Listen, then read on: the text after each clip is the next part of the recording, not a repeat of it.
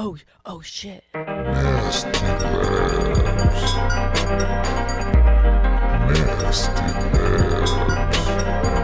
Welcome to episode 13 of the Nasty Labs podcast, part of the Greenlit Podcast Network. We're the podcast from game studio Chuhai Labs, where we talk about games, game devs, Japan, and whatever else comes up. As always, we're your hosts, Kinsey and Mark, so open yourself up a Chuhai, and let's go. Every time you get that, you get better and better at that. Open yourself up a Chuhai. Kinsey, how the hell are you? I am doing fantastic. How are you? I'm doing great. Today we've got a little guest here with us. A tiny boy guest. I'm feeling pretty good about it. So joining us today, this week, I'm going to read exactly what Kinsey wrote for me. This week, we're super excited to be joined by our friend and local Kyoto indie, Jake Kazdal. Hi. This is, I've known Jake for a long ass time now. Coming up on a long ass time. It's been a minute. Yeah. Jake, 17-bit.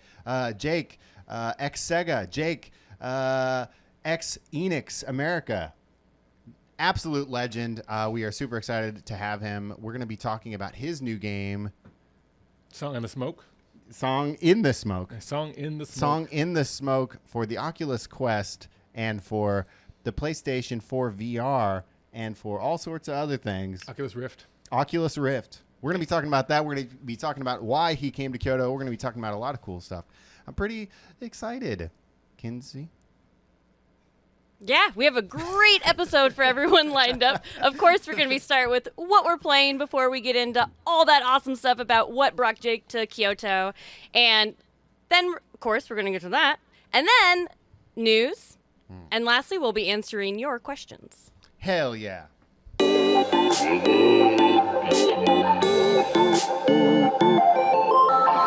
All right, now it's time for What Up. It's the segment where we talk about what we're playing right now. So I think that Jake and I are playing the same game, but before we do that, Kinsey, what are you playing right now?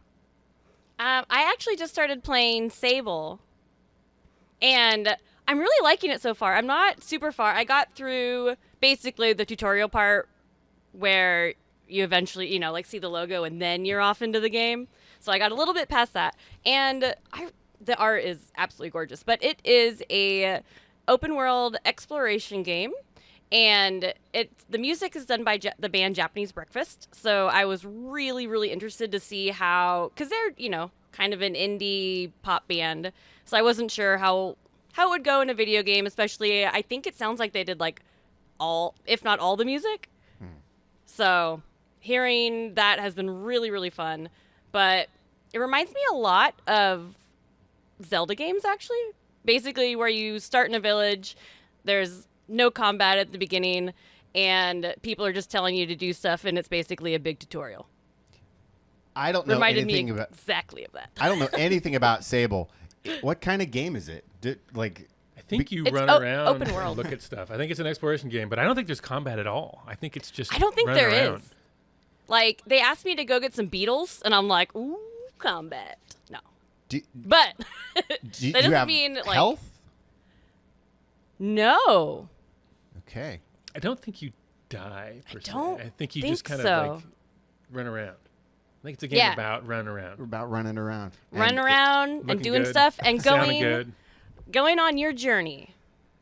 And Because I think the main premise is that you are in a tribe called the Gliders, and you have to in the very, very, very beginning, so not spoilers, and I'm pretty sure it's in all the trailers, you get your gliding power, which is awesome because then it gives you the big Breath of the Wild feels.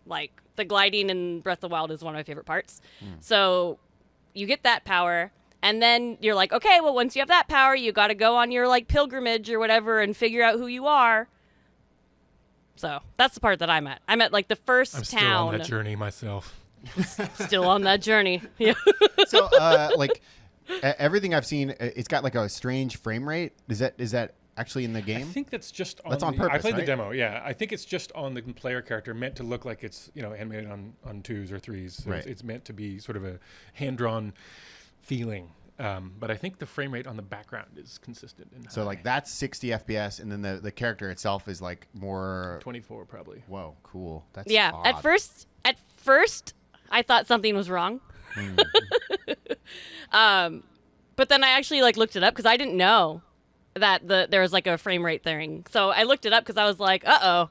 But I'm playing on a Series S, so it should be fine on mine. And no, it's just totally how the game actually is in real life. They did something similar with the Spider-Man Into the Spider-Verse.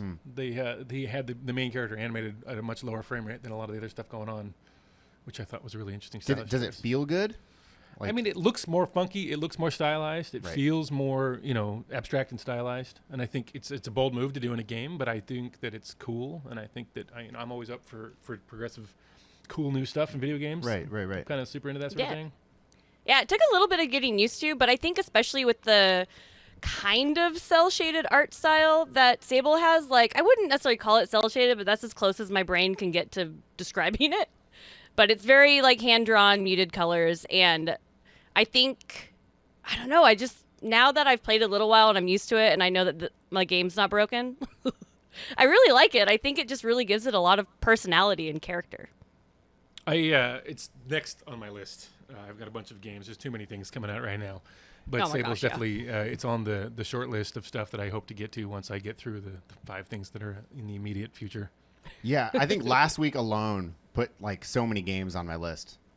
Like ActRaiser and Castlevania, the Advance, and a lot more titles. Too many titles. Too many, yeah. Too many good titles. That's the real pain. I need to stop making video games so I can just play them. Yeah, you should quit. I think I should. Okay, I think good. Maybe I will. Maybe just for like a year and see how many games I can play in that time. Just kind of keep track of the average and then see when that would make sense to apply again to later life. So, Kinsey, do you see yourself finishing the game or? Yeah, I'm definitely going to play it some more. I was trying to decide last night, like, I do really like it so far, but I also know myself, and I was trying to decide if I was bored. Yes. And honestly, I don't know the answer to that yet. Because I've actually played a lot of exploration games, and a couple of them by the end, I either really liked it, or I'm like, well, I kept playing it. It's kind of bored. But the story so far is pulling me in a little bit, so I think if that dives in a little bit deeper, then I think I'm really going to like it. Oh, great. Well, I guess we'll pivot to what we're playing. So last week, I called this dude, Jake, and we were just talking. He was asking me some very important questions about how to run a game company. And he was asking me, how do I get people to like my game? Well, anyway, but while we were talking, he was like, I'm playing a game called Eastward. And that just came out, 2 weeks ago? Something like that, yeah. Yeah, and If that. I went home and I bought it immediately, and I've been playing it since. But I don't want to take the thunder away. I want to hear what Jake's got to say about Eastward. So there's a lot of video games out there these days. And I've been playing games for a very long time. And, I have a problem that I get bored on games that I feel like I've played them before. So Right. I don't have time for that stuff. There's too much cool stuff going on. So I've been watching Eastward for a while because it looks super old school, but it also looked kind of sexy, hot, new school at the same time. Yes. And so I was cautiously optimistic about this game, and I've been following it for a while. And so when it came out, I think I snapped and I bought it, and I started playing it, and I love it. It's very reminiscent of sort of one of my favorite genres of games, which is sort of the 16-bit era sort of adventure game. Right. Sort of the Enix sort of thing. And this definitely feels like it could have been that same generation of stuff. It feels like a kind of a souped up 32-bit version of like the special edition of a 16-bit game. Of an Enix game, really. Yeah, really, it does. It feels Quintet. a lot like Soul, Illusion of Gaia. Illusion of Gaia, yeah. Terranigma, that generation of stuff. Surprisingly fun combat, great story, great characters, really interesting, fun characters, a great world.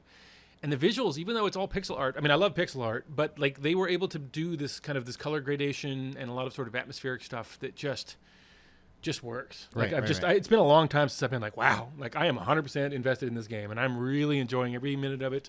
There's a lot of distractions coming up. And my problem is I never finish video games because there's something really cool comes out and I have to check it out. and I don't have time to give every week. I don't have 40 hours to give to a video game. Right. So I play like the first 5 or 10 hours of games, maybe, and then I usually move on, unless it's something that keeps bringing me back in. Ghost of Tsushima recently was one of those early games that's really been like, keep going back to it. But I kind of made a decision to finish this game because it's that good, and I'm really enjoying it. And I feel like it's a special game, and I'm kind of surprised. Like, these are at least their first time as a squad, Right. Doing this game. They don't have a shared history together, so they haven't done anything else together as a crew. And I think it's been under development for a long time, and the love and the polish really shows. But yeah, I'm totally invested in these characters. I love the world. I love the story. It's interesting. It's got interesting turns. It really brings me back to that generation of stuff, which was more straightforward and more pure in a way. I think a lot of modern games get wrapped up in the cinematics and kind of a lot of the this whole 3D world sort of thing, and I think there's a purity missing in a lot of modern games that the older stuff did better. But then a lot of the older stuff, you would get lost more, and you would kind of like get stuck in things. That was where I was working at NX as a game counselor, because a lot of those games, it was really easy to get lost and stuck in them. Right.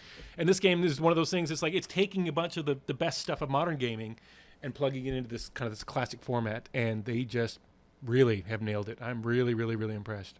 So, I'm also playing it, and I haven't gotten to the big reveal yet. So I don't know, you start off in a town just like any other RPG, and I haven't gotten to the part, why I'm journeying. Oh, okay. And I know it's going to be a big reveal, but so far it's like, I really like these small touches of, like, the shop owner is Miyazaki, and he's constantly smoking cigarettes. And I mean, it's a pretty morbid world. It gets a lot more beautiful soon. I'm sure. I know that it's there's beautiful going to in its be own way, but something. it's I know there's going to be something. It's actually got a pretty varied bunch of stuff you're gonna go off on your journey to see, and it's impressive. Right. Yeah, I'm really looking forward to getting to that part. But like you said, time. We're adults and we make games, and it's really tough. I bought it on Steam. Right. And started playing it, and then I found my Switch, which I thought I lost when I came back from, I was in Seattle recently, and I thought I lost it on the airplane. And then it was just sitting there, and so I bought it again on Switch, and I feel like a dick, but I wanted to support these guys anyway. And so the thing is, I can play it more often now. I can play it upstairs, I can play it downstairs. My kids are always hogging my PS5, and so I can bring it downstairs and plug it into my little TV monitor down there. So I'm like, okay, I'm going to finish this game, and it's going to take some effort, and it's going to take some commitment, and it's been a long time since I've actually just sat down and been like, all right, I'm going to do this thing. But I'm glad I bought it on Switch. It actually looks beautiful, and I'm determined. I'm committed to this mission. Do we know how long of a game it is? I've been reading some reviews. Kotaku had a review which had a spoiler alert. Apparently, in the headline, I read the review, and there was a really big spoiler that did not seem like it needed to be in the review, any sort of thing. So don't read that review if you're interested in playing this game, by all means. But I've heard between 20 and 40 hours, and I'm hoping that it's closer to 20 because I'm about 12 hours in now, and I would love to move on to some other stuff I want to play. But I do want to finish it, as if I hadn't said that enough. Okay, cool. Yeah. Anything else you want to talk about with the game? Like, how do you feel about the music? You haven't mentioned that part yet. Music's good. Mm-hmm. It's got some good tunes. As an art director and as a creative director, my eyes are all over the colors. Right. I think the design is stunning. The amount of art in there is like crazy. Every town you go to has like just a pixel set of about 10 billion pieces. They're all gorgeous. The colors are fantastic. They've got different kinds of time of day stuff.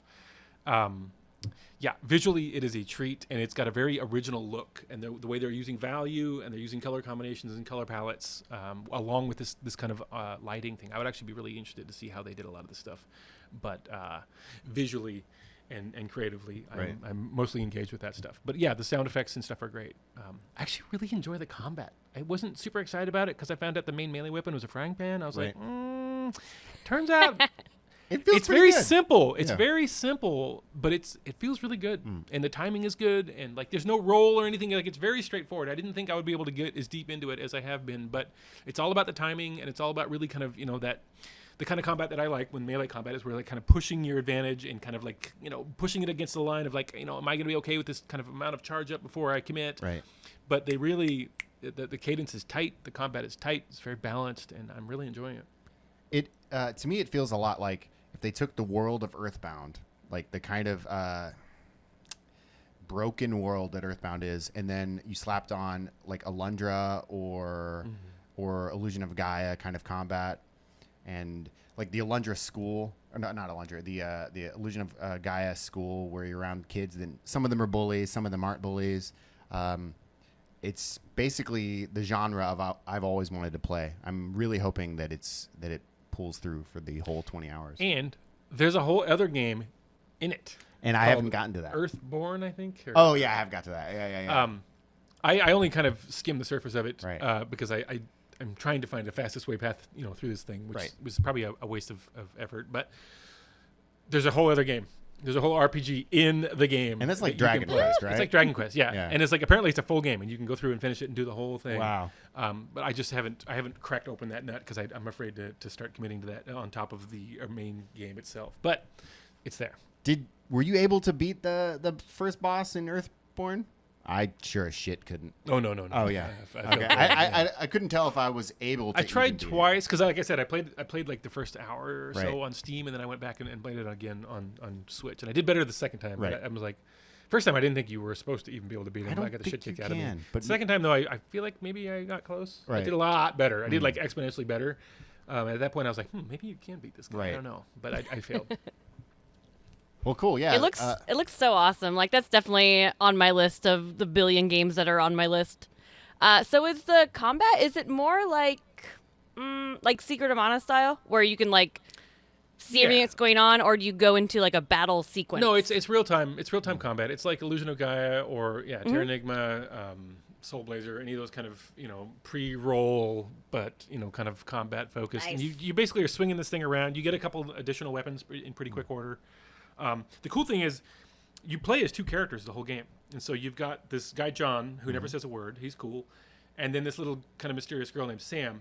And you can flip between the two of them at any time. And Sam is not a fighter per se, but she has kind of these cool psionic powers where she can stun guys and kind of lock them.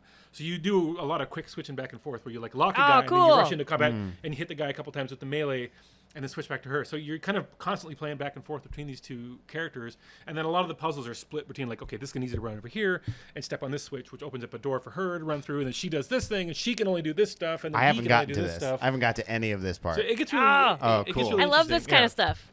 Yeah. And they did a good job of it. It doesn't get too tedious. Some of the puzzles are a little head scratchy, but they're not crazy. Some of them require some pretty tight timing. Like you got like a very tight. You got to do this. This door opens, and then he's got to run in and do this as fast as possible. Trigger this thing, and then that opens the next thing for her to run through. So you definitely need to have your fingers about you, your wits about your fingers. But it's good stuff. Good stuff. Yeah. So, are you playing anything else right now? The Ghost of Tsushima PS5 stuff is Right. like I could play it all day, every day, and Okay. I would never stop. So I'm just trying to kind of hit that sometimes. I started playing Deathloop. I think Arcane is one of the best developers in the world, and Deathloop is like stunning. I wish I had more Oh, time it to looks sit so down. good. And, yeah, it's really really good. I'm probably 5 or 6 hours into it, and I'm really really enjoying it. I'm playing Death's Door, which I think is fantastic. Really into that sort of thing. Again, kind of that 16-bit super adventure-y sort of thing that I'm super into, but like with some nice polish and modern stuff on it.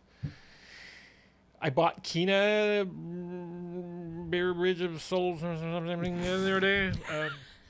Started playing that. I don't think that's my boat, unfortunately. So I don't think I'm going to go back to that. I think it's a good enough game. It's just not it's not tickling my insides in the way that some of the other things are right now. And there's like 12 other games. I'm still playing Ratchet and Clank, which I've never played a Ratchet and Clank before for more than like 20 minutes. I've just never. And here we are. And here we are. But the new one is fucking sick, man. It's really good. It's Alright. really, really good. I feel like there's way more games. Samurai Gun came out. Samurai Gun 2 just shipped. I bought it. Haven't even turned it on yet. I didn't know that. Okay, I'm going to put that on the list. Yeah, so that's out as of a couple days ago. I think it's early access, but I bought it anyway because I love that game. Man, I mean, all my things are full of stuff. Microsoft Flight Simulator on Xbox Series X. Hey, is you're a playing too much, stunner. bro. Yeah, I know, because there's too much stuff to play. I'm still playing Forza. Halo's coming out. The new Forza's coming out. So long, money.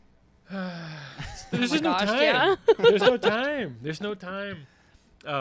Yeah, there's no time, and there's so many cool things. So you have all the consoles. What's your main console right now? My TV is a nice TV, but it's aged. Mm-hmm. I've only got one 4K slot on it, and so my PlayStation 5 and my Xbox Series X have to share an HDMI thing, and it doesn't work. Like, it should work, Yeah. but it doesn't work. It doesn't. And sometimes it just won't work, and it drives me nuts. And I don't think my wife's going to let me upgrade the TV just because of that, but I feel like it's maybe time. But yeah, it's probably those two. And then again, right now I'm playing Eastward, which I'm like, my Switch is a little dusty. I sort of figured that out and went back, and so. But I mean, I'm playing Eastward on Switch, and then I'm going back to that stuff. I also play a lot of retro games. I have all the like little things and. What people don't know is that Jake has a bunch of crap. He's the toy factory. He's got so much crap. Your house is loaded with stuff. Your office is loaded with stuff. It's a monument to your brain. It's everywhere you go. There's just like a trail of toys. Of stuff. I like love toys. I like toys. It's and like I my games. house. Yeah, that's what I do.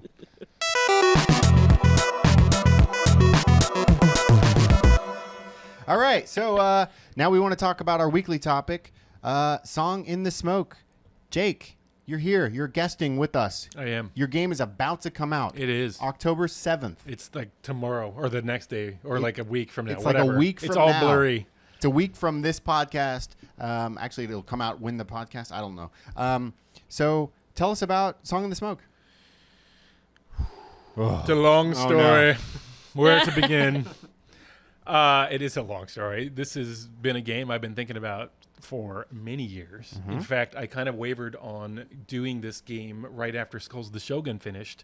It was kind of a toss-up between Galaxy and this game, and we did Galaxy first, obviously, and then kind of in development of Galaxy, the first VR headsets came out, and we had. I've been super interested in 3D gaming. I have a whole side subject which we're not going to get into today, but I really think video games have gone downhill since they went 3D because they lose a lot of the communication. A lot of the critical cues that a player needs to make like moment-to-moment decisions are lost on a 2D plane when they're representing a 3D world because you lose depth perception. That's a whole side topic. Anyways, I've been really excited about 3D gaming and 3D stuff coming on. I love 3D movies. I love 3D TVs. We got this, the very first Oculus, Kickstarter headsets. The DK1. The DK1. They came in the mail, and 17-bit technical art director Colin Williamson is a total, hack. He loves to play with hardware and stuff like that. And we rigged it up, and he managed to find the group that had already done, kind of done the first passing steps on Left 4 Dead 2 and Half-Life 2 in VR. And I mean, like this was like the very first day this stuff was even anything, right? And it was like the line, the head, the eyes, the head, whatever that is, the distance between your eyeballs.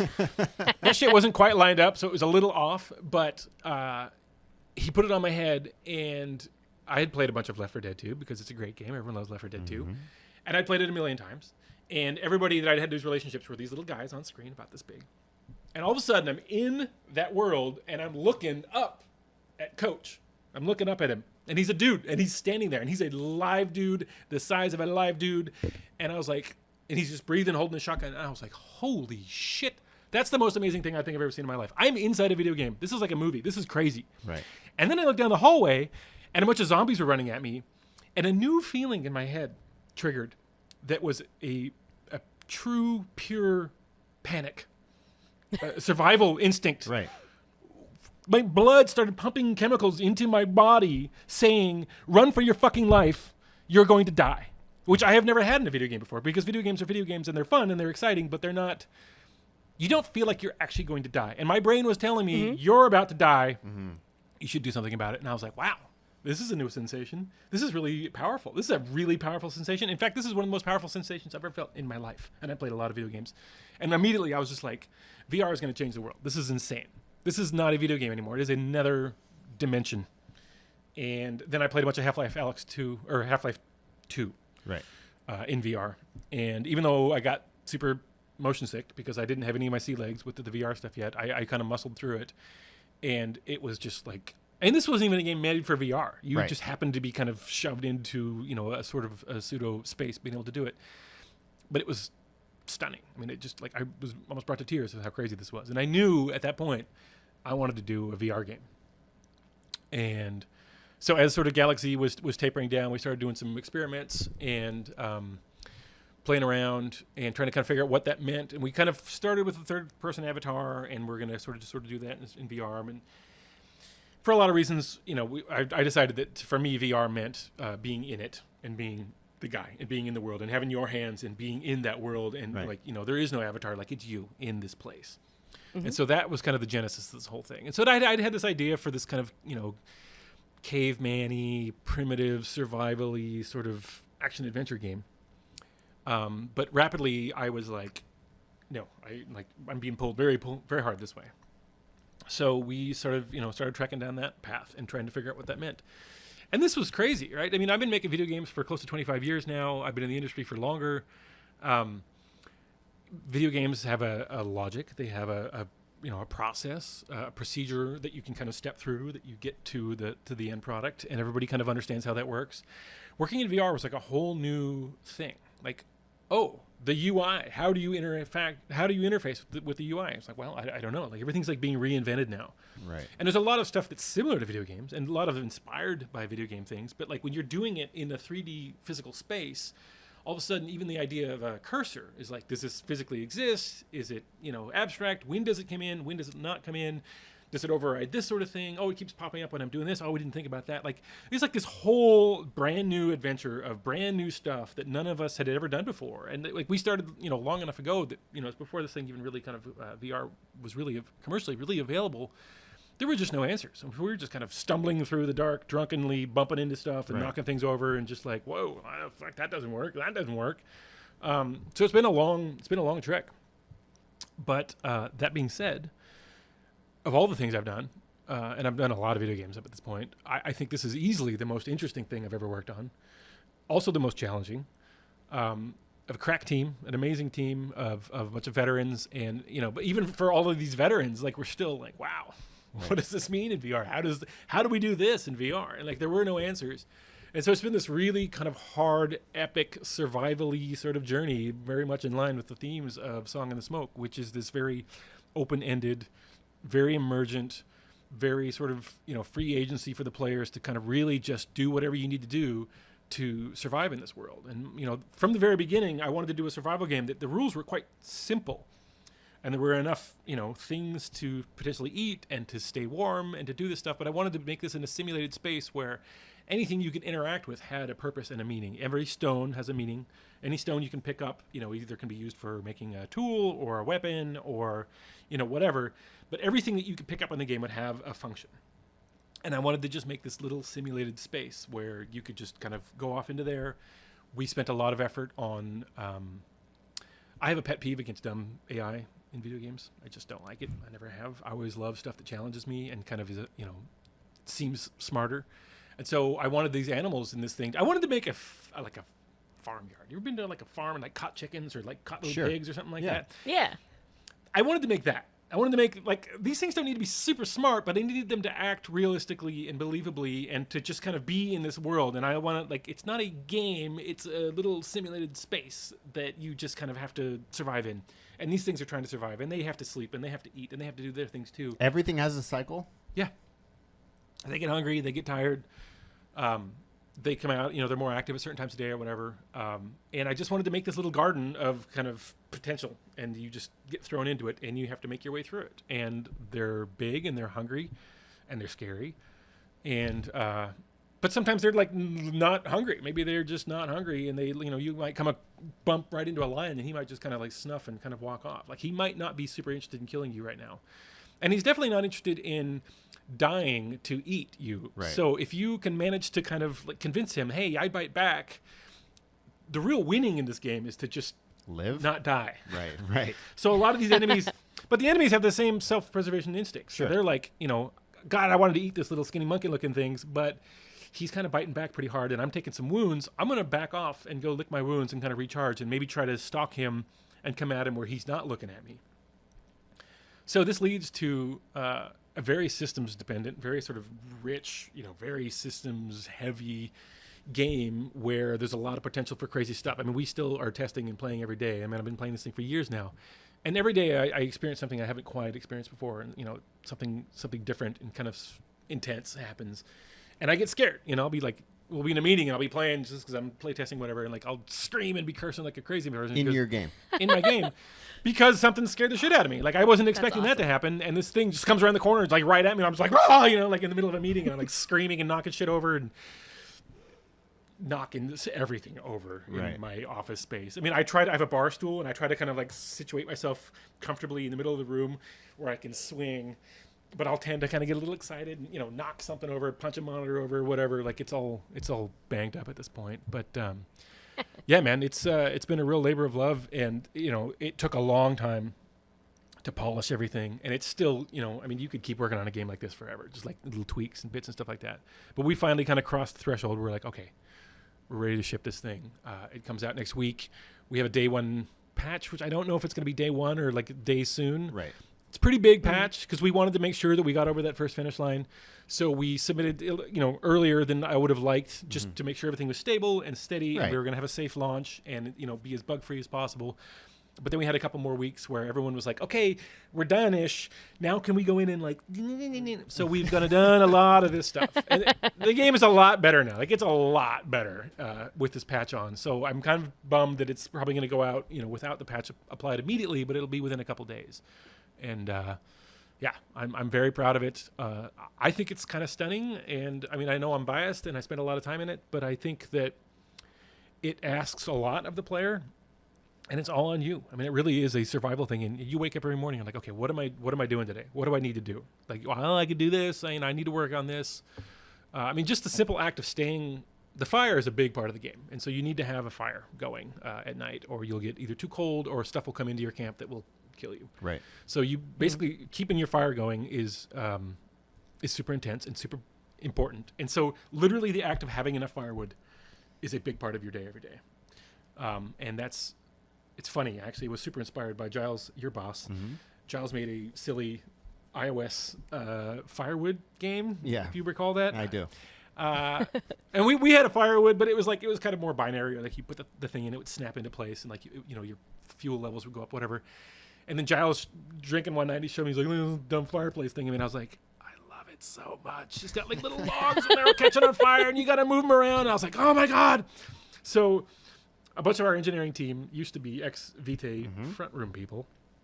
So they were all friendly still with Giles. So I had our lead engineer, Alex, contact Giles. And I was just like, please, can you just pick his brain to like figure out, I want to have a simulated fireplace like this. I love camping and I love getting drunk and tending a fire. It's super fun. Sake and fire. It's the best. It's the best way to relax. So I love it. This game, and I will be the first right here in front of both of you. I will be the first to admit to you, we went a little overboard with this fire. It's a little much. It's a fire simulator? It's a fireplace simulator, a campfire simulator. Right. In a way that I have not seen done before ever in any medium. I would like to take that crown personally. I again, inspired very much by Giles. We went deep. So I went a little crazy. All the reviews are going to be like, it's got the best fire. Yeah, I mean, definitely got the fire. Or they're like, what is wrong with these people? Why would you do this? Why would you go this crazy and make like an actual fire that you need to tend to stay alive? I'm like, well, turns out that's kind of a big part of the game. I mean, that would be a big part of life. It would be. I mean, it is. It would be. And again, coming back to these facets, right? These establishing sort of key notes of this game, was like, as simple interface as possible. It got really complicated because of VR. But like the idea that everything that in that world has value, right? And it's used for something. So every stick, every branch, everything you collect has a really deep inherent value. Like one little branch might be the difference between life and death.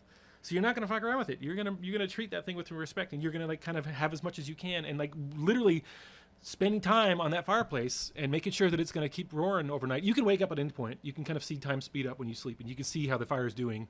But it reacts quickly, and sometimes you have to wake up pretty quickly and get back to it, because some of the later levels get really, really cold, and if you don't have a raging fire, like you're going to start having real problems. And then there's all that creepy stuff that is going to make a real problem for you if the lights go out. So there's a real panic if you miss that beat and the fire goes out and it's cold and you're like really low on firewood anyway, and you can hear the things starting to get more, and you're like, like. So you said something earlier that really resonated with me. It asks a lot of the player. Now, do you find yourself enjoying more games that ask a lot of the player? Because I enjoy games that require me to think about what I'm doing. I don't really like stuff that's super prescribed anymore. I like to feel like I'm responsible for my own actions. Right. And I like to feel like I need to be considering what my needs are over the day. Especially like a game like this. Survival games are really kind of based on item management and inventory management and stuff like that. And this goes a little bit deeper in a lot of that. You know, everything here has kind of a fuel level, and so you're trying to kind of fill up these different charts. Your hunger and you're poisoned or you're cold or, you know, all these different things that you kind of like. Your fatigue is a thing in the game. Like if you get too tired, you'll start taking damage if you don't sleep for a couple nights. So you have to get some sleep, or you're going to start having real problems. So this is like chart management. Kind of, but it's pretty simple. Handful of charts, and the rules are very simple. Right. It's just it's a challenge to kind of keep everything in tune. Right. It's like kind of keeping a race cartoon. Like you've got to make sure you've got enough firewood. You got to make something, you know, if you had a really rough day and you come back and you're like starving to death, you're like super hungry, and you're like, I don't have anything to eat. Right. Like it's a problem. Like it's like, you know, when you're younger and you don't manage your time and your budget very well, and you come home to your apartment and you're a young kid and you're like, oh, I don't have any food, and I also don't have any money because I spent it all last night drinking, and now I'm hungry and I have problems. Kind of like that. Do you foresee players like exploiting one day for like doing firewood and then having their hunger level go really low because the next day they know they're going to be focused on food management? And you're you know, we encourage that. Like you can build different kinds of your camp. You can build like a drying rack, and dried food will not have as much nutritional value, but it'll last basically forever. You can build a storage sack that kind of goes between campsites. So you can actually like stock up on dried mushrooms and dried meats and maybe some emergency firewood or whatever. So like it's a small inventory, but you can kind of manage it and be like, okay, this is my emergency pack. This is my like freak out, like shit, I barely made it home today. I don't have my firewood prepared. I don't have food prepared. I have like 1 day's worth of kind of emergency supplies here. Shit, this game sounds really fucking hard. It's not that hard, but you do need to be aware. And we made the difficulty quite a bit lower early in the game so that you could kind of get the systems under your toes and kind of come up to grips with stuff. Towards the end of the game, though, yeah, it's hard. And we, you know, for testing purposes, I don't play through the whole game every time. I can just jump into later levels. And one of the things I'm really enjoying right now is jumping into the really late levels of the game with kind of an early loadout. Right. And having to really scramble. But to me, like, that's really interesting because I'm like kind of like, you know, expert level. And I'm hoping that at some point, if the game does well, we'll be able to do some sort of like, you know, advanced sort of like a Master Quest mode sort of like, okay. Because it's really interesting for me to be like, wow, I'm freezing. Like I'm dying of freezing. Like I have really shitty clothes on and I'm like up in this tundra and I have like a couple hours to basically get the basics going, and like really it's challenging even for me, but it's like really interesting at the same time. Well, shit. It sounds pretty fucking exciting. I think it's pretty fucking exciting. Do you see the Oculus Quest as kind of the premier platform for it? Like the fact it started as a PSVR game, and we saw getting into it that we wanted to spend more time on it than the budget that we'd been allotted with it, and we knew that this was going to be a long project, and we wanted to really kind of give it the attention it deserved. And Oculus, our friend Chris Journey and his crew were at Bit Summit one year, and we were talking about it. And I was like, "Hey, you know, we're doing a VR game. You guys should come check it out." I've known Chris for years. Since back he was at Supergiant. And so they came by and they played it, and they're like, "This is great. You should put this on the Quest." And we're like, "Well, I don't know if it's possible because the Quest is quite a bit less, you know, muscle than the PS4 or the high-end PC stuff." But they were like, I think you should try. Let's try this. And so we talked to Sony, and Sony was like, yeah, that's fine. If you guys want to split the bill, basically, right? You can make the game bigger and longer, and that's why it took so long. Like we really put a lot of time and effort into it. And I'll admit, I was dubious at first. I didn't know if the Quest was going to be able to have the horsepower to sort of drive the kind of stuff that we were doing. But we have a great team, and we made a lot of really kind of lucky decisions. I think early on, I wanted to do something kind of more. I'm not really into photoreal games. That's just my thing. I'm sort of an art director, and I like more abstract kind of painterly stuff. I used to do a lot of painting. So I wanted to do something kind of more stylized and minimal. And I think so we sort of set up a visual style early on that was not that expensive in terms of hardware costs. You know, we're doing toon shading. We don't have big diffuse textures. We have none of the hardness and sharpness and all that kind of stuff. A lot of these different kind of channels we're not really using. It's like normal maps and a really simple diffuse channel. And, you know, we're going for kind of a lost and found, like a lot of detail in the light, but then a lot of lost detail in the shadows. And so just mechanically, we're not super demanding of the hardware in terms of the worlds. It's open world, but they're kind of small open worlds. Like there's like these levels basically. Right. But they're pretty big, but Sure. they're not like GTA 5 big. Like, it's Of not course. seamless, right? Like, you have to go through portals to get to the next level. So each one of these things, it turns out, this is more luck than I would like to admit. I want to say I'm super smart. I wouldn't say that. This is more luck than that. But we lucked out into having a format and a sort of a setup that Right. was basically really predestined, let's say, to look really nice on Quest. Okay. And we spent a lot of effort on it, and now it's at the point where, like, yeah, especially the Quest 2 version is like, it basically looks like the PS4 version. Hot damn. It's real nice. It feels fantastic, and yeah, not being wired is pretty hot. And in hindsight, turns out the Quest 2 is selling like crazy. Yeah. And so that's the thing. And so, the fact that we really kind of nailed and stuck the landing on this Quest 2 version is kind of fantastic for everybody. I guess we'll see next week if you did stick the landing. I think we did. You might have.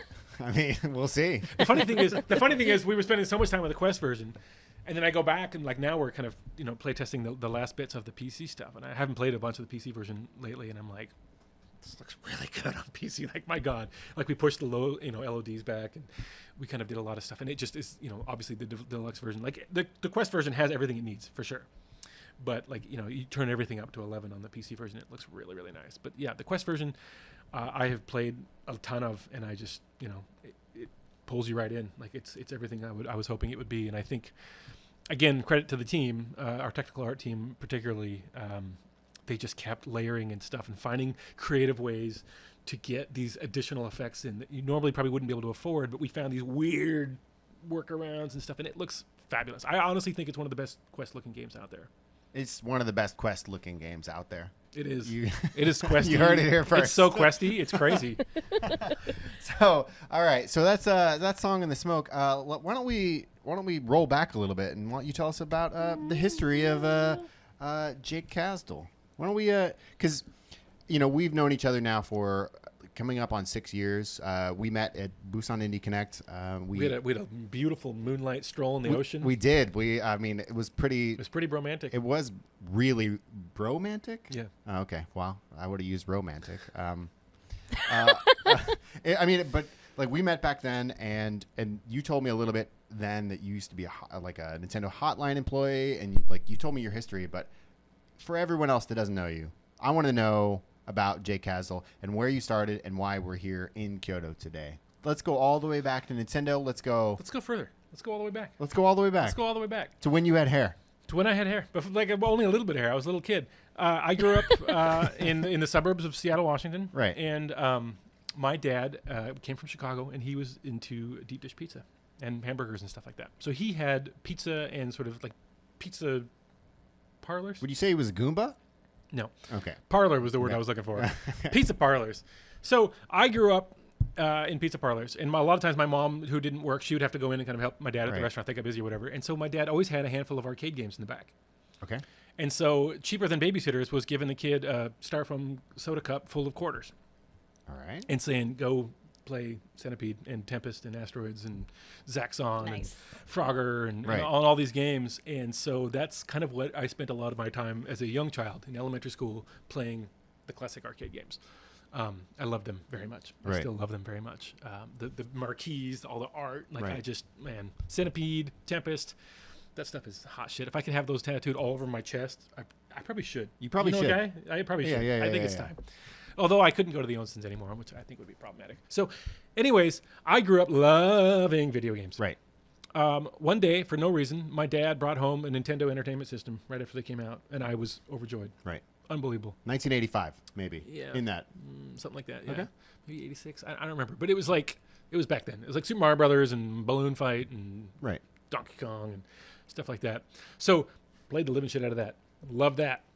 And then the first day of 7th grade. Okay. Summer vacation. Okay. So after 7th grade. 1988. It's 87. 87. Summer of 87. Okay. Summer of 87. So I lived on a lake, and we would swim and skateboard and do all this kind of fun summertime stuff. First day of 7th grade, my best friend's older brother kicked my skateboard out from underneath me as a joke, and I fell back and shattered my wrist. Okay. Shattered my wrist bone. Yeah. First day of summer vacation. Fuck you, man. Seriously. So... got a cast and was like cast up to here. No swimming, no skateboarding, no biking, none of that fun stuff. No alone time. Right? Yeah. New friend. So my mom felt bad for me, and she took me to the mall, Alderwood Mall, for you Seattle listeners Shout out out. there. And they had a Nintendo like kiosk, I guess. Right. It wasn't even a shop, like a proper shop. It was like a kiosk thing in the middle of the mall. And so she's like, I'm going to buy you a game. You can buy whatever you want. And I was like, I don't know. I'm looking at everything. I don't really know what to do. And the guy was like, hey, the guy who made Mario just brought out this new game called Legend of Zelda. And it's pretty great. And I looked at it and I was like, I don't know. This looks kind of weird. Okay. But it had a really fancy gold package. And the guy was like, this is my suggestion. I think you should get this game. And I was like, all right, fine. So I took it home. That's the end of my story. And that's the thing that got you in. See you later. So you fell in love with Zelda, like Fell in love with Zelda. Literally everyone. All the kids did. came home. I remember that night. I was like fucking into it, man. I had my cast. And I was like, this game is fucking rad.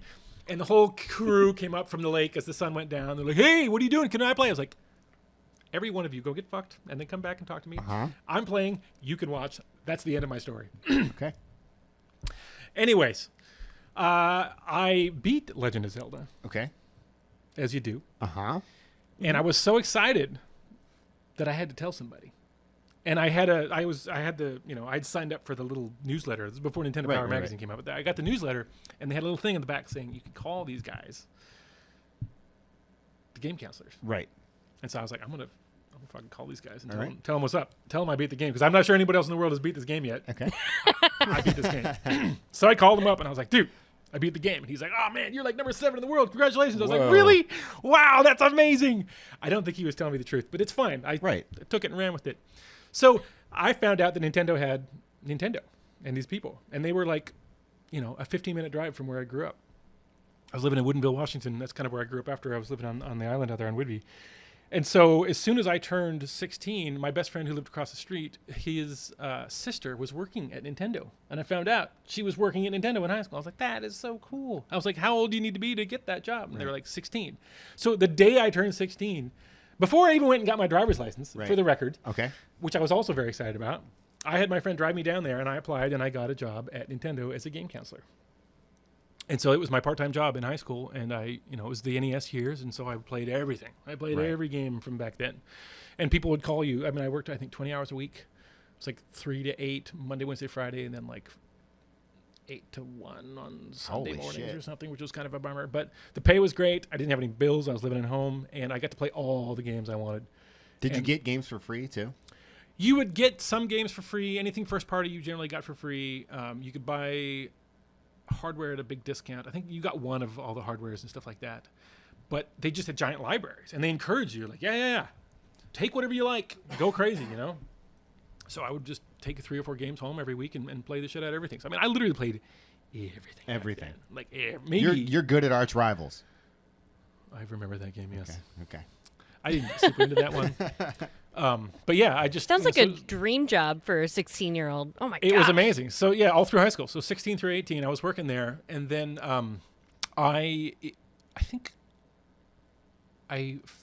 when Dragon Quest came out, Dragon Warrior, Nintendo of America published it. It wasn't an NX game. It was like this weird Nintendo Power tie-in thing where they had a bunch of these cartridges. They did a thing. And this guy, super eloquent, super agent, which meant he was a game counselor and hardware help if you were having a hard time with your hooking up your thing. Right. This guy, his name was Llewellyn. He had a poster, a Dragon Quest poster, Dragon Warrior poster at his desk, and I didn't recognize it. It wasn't part of like the package of stuff we had. And I was like, "Where'd you get that?" He's like, "Oh, NX America has an office right down the street." I was like, "They do?" Okay. Oh my God. Uh-oh. And he's like, "Yeah." And so does Kemco, so does IREM, so does SquareSoft. Like all these companies were right there. And I was like, "Oh my God!" Like I guess it makes sense because Nintendo's here. So that all these American, subsidiary companies would be close to headquarters because why wouldn't they be? Right. So right about that time, I guess, was when the Super Famicom came out. I think it was the winter of 91. So I was a junior in high school, and I imported a Super Famicom like the day it came out because I was like so fucking excited. Right. I don't think in my whole life I've been more excited about anything than the Super Famicom. Like it was probably, and I still think it's probably the coolest thing of all time. I think it's probably the human's crowning achievement. I think it's probably the best thing we've ever done as a species. So I'm very into the Super Famicom, which is going to bring us back to Kyoto later. Yep. But I went down to NX because I bought ActRaiser in Japanese. And I loved it, but I didn't read a lick of Japanese. And I could kind of muscle through a lot of the stuff. If you just hit every button, eventually you could kind of get through a lot of RPGs back then. Same sort of thing. No idea what they're talking about, but if you just talk to everyone in the village, some door is going to open up, whatever. So I got really stuck, though, in this one mission, one of the overworld missions. And so I went down to Enix and just like went in and was like, hi. And they're like, hey, can we help you? And I'm like, hi, I have a question about this game. And they're like, oh, we have a game counselor. His name's Rob. You should talk to Rob. So I talked to Rob, and he was like, all right, he told me how to beat this thing. I forgot what it was, and I had to do something and then bring the thing to the guy in the village or whatever. And I was just like, oh my God, this place is so cool. Oh my God. Like, oh, I want to work here so bad. And so I was like, can I work here too? I worked, at Nintendo, but can I get a job here? And they're like, we only need the one guy. And so I was just like, I am going to get a job here, though, because this is the coolest thing I've ever seen. And there's Super Famicom shit all over this, and I'm into that. Right. So I just kept going back. Every couple of months, I kept going back. I'm like, do you guys need a game counselor yet? Like, nope. Do you need a game counselor yet? Right. No, we don't need a game counselor. And so I kept going. And then finally, Rob got promoted to kind of a producer, working on external. They were working on King Arthur, I think. So he kind of moved out of the game counselor role, and they're like, well, who are we going to call? We're going to call that one kid who's in here every 3 months. Who's got a mullet. Yeah, had a sweet mullet. Yeah. And so I got the job at Enix. And so that led to meeting the original development team for ActRaiser, because we were doing sort of ActRaiser 2 at the time. So I got to meet Miyazaki-san, and I got to meet all these guys. And Futami-san, who was sort of the head of Enix development stuff. Right. I think he's still there doing that stuff. He also helped me find the PlayStation years later. That's a separate story. Anyways, that was just super cool. And then that led to me having, this is when Edge magazine first came out. Right. And so it wasn't nearly as busy at NX as it was at Nintendo. At Nintendo, you were basically taking calls all day long. Right. Like almost never had you like a break. But NX was way quieter. It was like a couple calls an hour maybe. And so I had a lot of time to just kind of hang out. And so I was looking through Edge, and I was kind of trying to wonder what I wanted to do with my life. And I drew a lot back then. I was really into art and painting and stuff like that. But I had never thought about making video games and like kind of figuring out what that was. So I was like, that kind of sensitive, tender age of like, I guess I was 19 or 18 or so at that age, trying to figure out what I wanted to do with my life. And I was like watching cartoons, playing video games, drawing. What am I going to do with my life? I mean, it sounds like you already figured it out. Well, I hadn't figured it out. That's the funny thing. I sat there like, what am I going to do with my life while doing all of my favorite stuff? And then I was reading Edge magazine, and at the back they had all these, ads for jobs. And they're like, hey, we need artists for this and that. And then Rob, who had been, promoted to producer on this King Arthur game, was working with an external outsourcer sort of in the Seattle area there.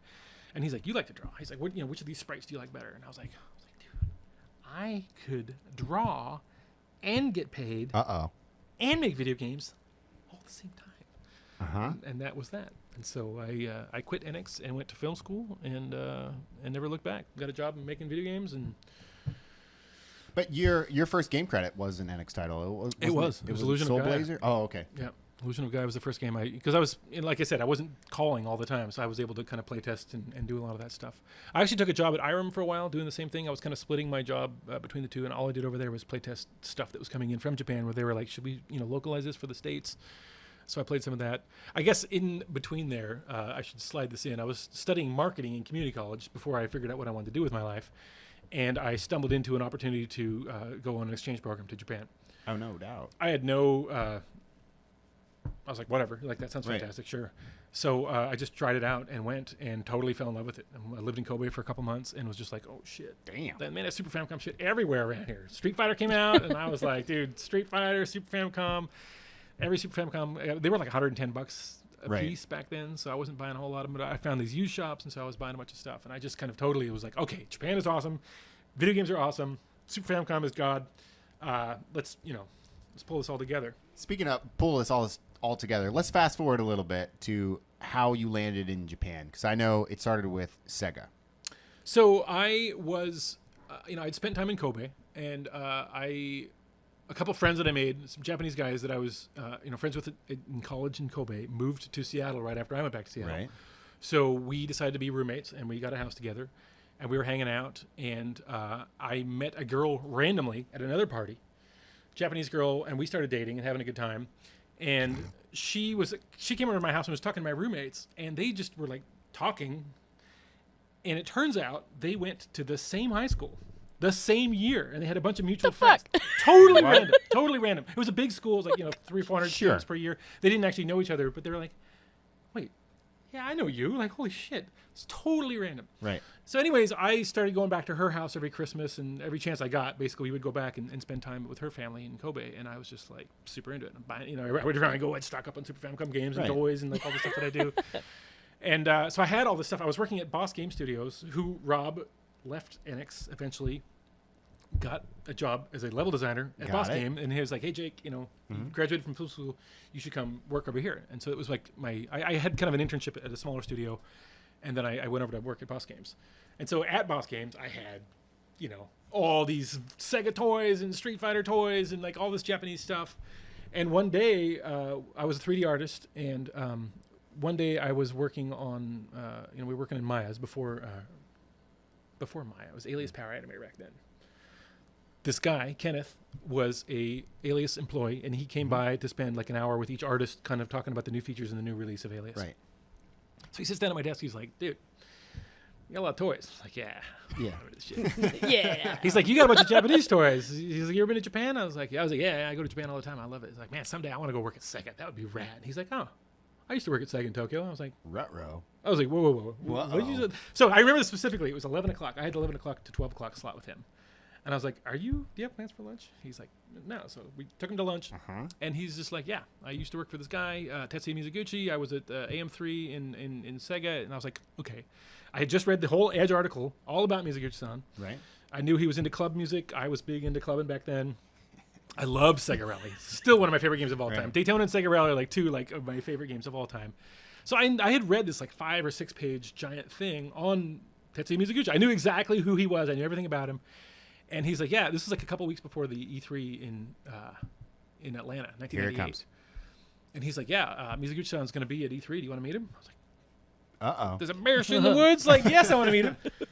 So I remember a couple days later, like I got this email from Tetsuya Mizuguchi at, Sega Japan. And I was just like, holy shit. And he's like, hey, I heard about you. We should catch up. We should hang out. So I quickly shoved together a demo reel of all my stuff. And I had my friend kind of cut music to it. And he was a video guy. And I made this nice little demo video reel.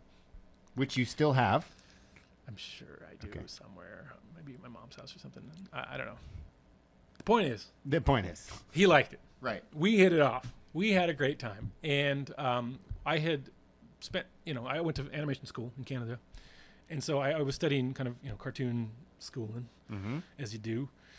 Cartoon schooling. I had watched Macross Plus like 1,000 times. Right. I think Macross Plus is so fucking badass. I love that shit. Okay. And in Macross Plus, there's like this 2-minute concert scene with Sharon Apple, who's the virtual celebrity that's the star of the movie there. And so just this concert scene was done by a different animation director, Koji Morimoto, who had been the animation director on a little film called Akira. So no big deal. Koji Morimoto, kind of a big deal. And I had kind of like stumbled into figuring out who this guy was because I loved this little 2-minute concert sequence, which was like super psychedelic and like crazy trance music. And I was just like, this is kind of the coolest thing in the world for me, this little thing. And so I went out to dinner with Mizuguchi-san, and he's, we're talking and having a good time hanging out. And I was like, man, this guy's super cool. I really like him. He's like, so if you could make any game, what would you do? And I was like, well, there's this thing that you probably have never seen before, but there's this thing. I mean, I know you know Macross because you're Japanese, but there's Macross Plus had this concert scene, and there's this one little part of the concert scene that's directed by this guy that you've probably never heard of before, named Koji Morimoto, who's an animation director. And he did this thing, and it's like all psychedelic sounds and noises, and everything comes together in like this crazy, like over-sensory, crazy adventure thing. And he just starts laughing. I was like, was that dumb? And he's like, okay. Koji Morimoto and I are business partners at an animation studio down the street from my office, and I know exactly what you're talking about. And I'm actually thinking of a game a lot like what you're talking about. And I think maybe you should come work on it. And I was like, okay. Ruh-roh. So, yeah, he made the magic happen. The best part was I took a week off for E3, as I always did back then. I didn't want to work at E3. I just wanted to go to the parties, see the games, live the life. This is the high life for a 22-year-old game developer. So I went back, and Mizuguchi-san's like, I need you to come to Tokyo and check out the studio. I'm just building a new studio right now. I left AM3. I'm making my own little Dreamcast studio to make really interesting, weird new games, and you need to be a part of that. And I was like, that sounds like a fantastic plan, quite frankly. And so I went back, and I remember telling my boss, that was the name of the studio, I told my boss, I know I just took a week of work off, but I really really need to take another work week off. And he's like, what are you talking about? I was like, it's really important, please. So I finally kind of slipped out, and I went to Tokyo, and I got to meet. Mizuguchi-san took me to this crazy, my first psychedelic trance party up in the woods, Right. outside of Tokyo. Oh my gosh. Which blew my mind, right? Like a whole new world of everything. And I met a bunch of people from AM3 and a bunch of other, Sega people, and a bunch of people that were leaving these other divisions within Sega to come join Mizuguchi-san at his new division. And I was just like, I was 159% sold. I was like, this is the coolest thing in the world, and I'm in. So he made it happen. And so he brought me in, and all my friends were like, what are you talking about? You going to go work in Japan? You don't even speak Japanese? I was like, yeah, that's fine. Mizuguchi-san speaks English. Figure it out. It's fine, right? No problem. Everyone's like, you're crazy. I was like, no, it's going to be fine. I'm an optimist. So I got there, and he was like, yeah, like taking care of stuff. And he's like, all right, it's time for you to meet the team. So it's like 50 people on the team, and no one speaks English. And I was like, oh. Nice. So everyone's like, hey, blah, blah, blah. I was like, I don't know what anyone's talking about. Maybe I didn't think this thing through. But people were super friendly. You get thrown into it, you pick it up. Right. So, within about a year, I was pretty chatty.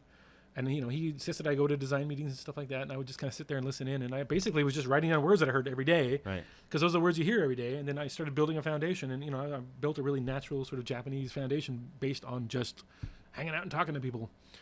So, yeah, I fell in love with all of that stuff. I was at Sega in Tokyo for 4.5 years. Worked on Space Channel 5 Res, which was the big game that we had been talking about.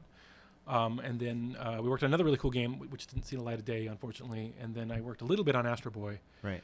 And then Mizuguchi-san was sort of like, that division was kind of leaving. Like, we were kind of doing these really cool games, but they weren't selling very well. And so we started getting pulled into doing more kind of corporate sort of, other IPs and stuff like that. And so a lot of the really kind of cool people on the team started leaving. And I was like, all right, I think this is my out. I actually really want to go back to design school and get better at this stuff. And then Mizuguchi-san was also kind of like, that whole crew was kind of leaving. And they were getting eaten up by Sonic Team. And I know I'm going to sound like a terrible terrorist of a human, but I've never liked Sonic the Hedgehog. So it was time to go. It was time to go. Right. So I went back and went to design school in California, which led to a job at EA, which led to me meeting a bunch of cool people and kind of wanting to make my own studio. And I really wanted to go back to Japan. Right. And when I was at EA, I was trying to find a way to get back to Japan through the various EA opportunities that might be. So I talked to Grasshopper and Suda-san and those guys, and I was trying to, because they were working with EA, they were publishing whatever that horror game was back then. Right. Point is, nothing worked out. I wanted to be a freelance concept artist, but it was kind of scary. Just moving to Japan. We were about to have a kid, and I was like, all right, my wife's Japanese, and so we were like, just doing the freelance thing and kind of winging it, and maybe a little sketchy right now. Like, getting that kind of work in LA was one thing, but in Japan, like, the whole idea of like a dedicated concept artist and stuff like that wasn't kind of really still kind of taken off quite so much. Mm-hmm. So I really, about Kyoto, I had met Dylan and Giles while I was at Sega, I guess. And they were I think Dylan was at Sony at the time, and Giles was probably still at Nintendo, I guess. So we met them at Shoshinkai or TGS or something, years ago. And I saw that they both had, really cool studios here. And, I was kind of thinking about maybe starting my own little kind of side project. And then we kind of started up with Skulls of the Shogun and made this little kind of thing. And it got to the point where we were all working remotely anyway. And I was like, I could just go to Japan and just work there, with this small indie stuff. And then the team kind of got bigger and bigger and bigger. And then it kind of became more of an effort to actually move over here.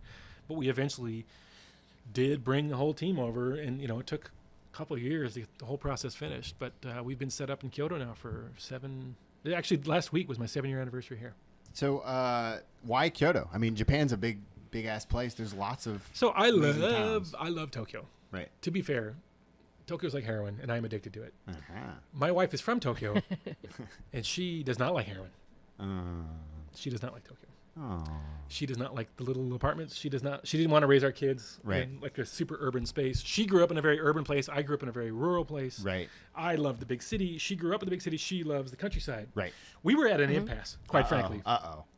And I was like, I want to go back to Tokyo. All my friends are in Tokyo. All my business contacts are in Tokyo. Like, the game industry is very strong there. Right. Like, obviously, got to leave you. See you later. Yeah.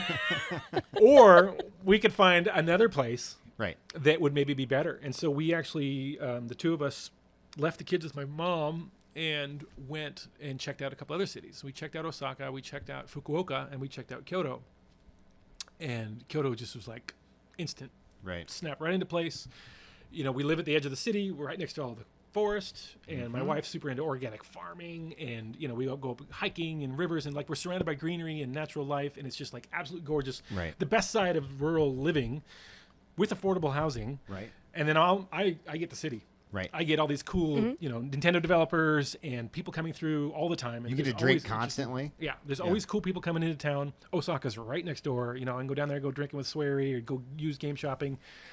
It's kind of the best. And I can, you know, in 2 hours and change, I can be in Tokyo on the bullet train. So I'm still doing business meetings and stuff up there, and I can get up there whenever I want. I've got plenty of friends I can crash with. So it was just like a no-brainer. We're like, oh, wow, Kyoto is like way better. This is fantastic. This is like a dream come true. And so we just sort of did it. So that's why 17-bit is in Kyoto, because of Giles Goddard. All right, great. Because of us, and has nothing to do with you. You can't say it has nothing to do with him. I mean, definitely. Giles also did offer. He's like, yeah, they were the back room and the front room down on Shijo. He's like, yeah, you guys could use this office space if you want to. I was like, who is this guy? Like, he's so like too chill. Like I kind of know, like I know him, but I don't know him that well. He's like, yeah, you want free office space? I was like, yes. But then we ended up getting our own little place. And then as the employees kind of filled up, we got bigger and bigger spaces. We're actually all working remotely now because this fucking virus. And boy, do I miss seeing everybody every day. But you know, maybe that'll turn around at some point. But we're all here. Ironically. Okay. Here's my ironic story. Oh no. We were doing the bi-coastal lifestyle. So we had a bunch of guys in Seattle and we had guys in Kyoto. Mm-hmm. And I was like, man, I sure long for the days of everybody being in the same building. It's super cool. Right. And so I fished and fished and fished and fished, and I finally got Kalen, our animator. I finally hooked him. I think I was the one that hooked him, but okay, go on. I hooked him. And brought him to Japan finally. This is in January of 2020. Okay. He moved to Japan finally. And I'm like, yes. No more 17-bit Seattle. Everybody's in the same office. This is the best thing ever. Oh my God, we did it. And then 2 months later, booyah. Coronavirus kicked in. Everybody's working from home, and now we're hiring other people from the West Coast again, and we're just accepting our fate that we're going to be a bi-coastal. 2 time zones is okay. We had 3 for a while. With our producer was in England, and I was like, okay, this is tough. Right. 3 is tough. 2 is not great, but it's not the worst thing in the world. So yeah, this is our new reality. Hopefully, we're going to have a new studio, sooner than later, as people are getting vaccinated and stuff. Do you guys need some office space? You can be with us. Should I just move in here? Yeah. Pretty heavy traffic, I think, down here. But yeah, no, we're thinking about how's this thing moving? Are you doing? Shut up! You're freaking me out, man. I think there's a ghost. So we're hiring a couple guys from Seattle, and a guy in Montana, actually, but on the west side, so it's close enough to Seattle. Montana. Oh, I think I know that boy. You do. And so, this is our reality now. But yeah, I am looking forward to getting back in the office and having at least most of us in the office, and the other guys maybe just kind of set up a little robot thing where they just roll around with a little monitor and a little robot or something. Yeah, something like that, I think. Hello. Oh my gosh, can I get one of those for Yes. Chuhai? That sounds amazing. I would be so annoying and I would get nothing done. I feel like if you're a constant presence, especially as a producer, you are going to get results. So I think you should do it. I think it's a good idea. Just roll up behind someone and be like, hey. Hey, how's that thing going? No, seriously, it's killing me. I don't like this thing. I don't like only seeing everybody stand up in the morning and then everybody kind of just goes their separate ways and everybody's got, it's just like Slack communication. It's tough to get sort of the team building, the morale. This is the first time, obviously, that we've finaled a game everybody remotely, and it's just not fun, right? Like, at least when you're in a room and you're in a bullpen, everyone's freaking out, but like you're together, you're bonding, you're like you're supporting each other, you're helping each other out. Like communication's way more fast because everyone's like, "What happened to that thing? Oh, I thought you were doing that." Like this stuff gets solved like this. Right now, it's like a Slack message that no one sees for whatever, and then it's just like this black hole of lost time, and everyone's just like. And yeah, some people are like, yeah, working remote's fantastic. I'm like, you are insane. Right. I'm sorry, but like you need pills or lobotomy or something because this is hell. I don't like it at all. I'm very excited about getting back into an office space. I'm definitely firmly in that side of I do not like working from home, and I know a lot of people love it so much, and all I see on like Twitter is people are like, "Can we just do this forever?" And I'm like, "Shh, no!" I love like going to the office, getting to see like all my coworkers, and I feel like that's how you like bond and you get better work out of that. And like if you like when I worked in LA at EA, I mean, I had like an hour to 2 hour commute each way. I get it. That's shitty. Yeah. That's a shitty way to spend your time. Kyoto is a small town. Like no one has a car. I don't think a single one of my employees has a car. No. Everybody rides their bikes, or if they're far enough, they take the train.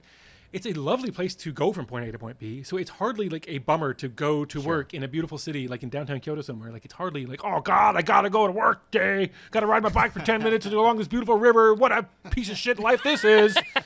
You know? So I'm like, yeah, I don't put up with that. Come on. We got it pretty good here. It's all right. It's pretty good. Well, that's a pretty good story. I think so. All right. Yeah. All I right, see you later. really like enjoy the way that you told it because it seemed so much like part like luck, crazy networking, and being really persistent and outgoing. And I was just like, God, I love this story. Like, yeah, I mean, it's a lot of luck, but yeah, it's a lot of luck, but it's, it's based on relationships and based on, on being true to what you want to do, what's important to you. You know, I just kind of followed my heart. And Jake is really annoying. If you want something, he's gonna pester you over and over and over and over. Like what? For another drink? Pour it up, dude.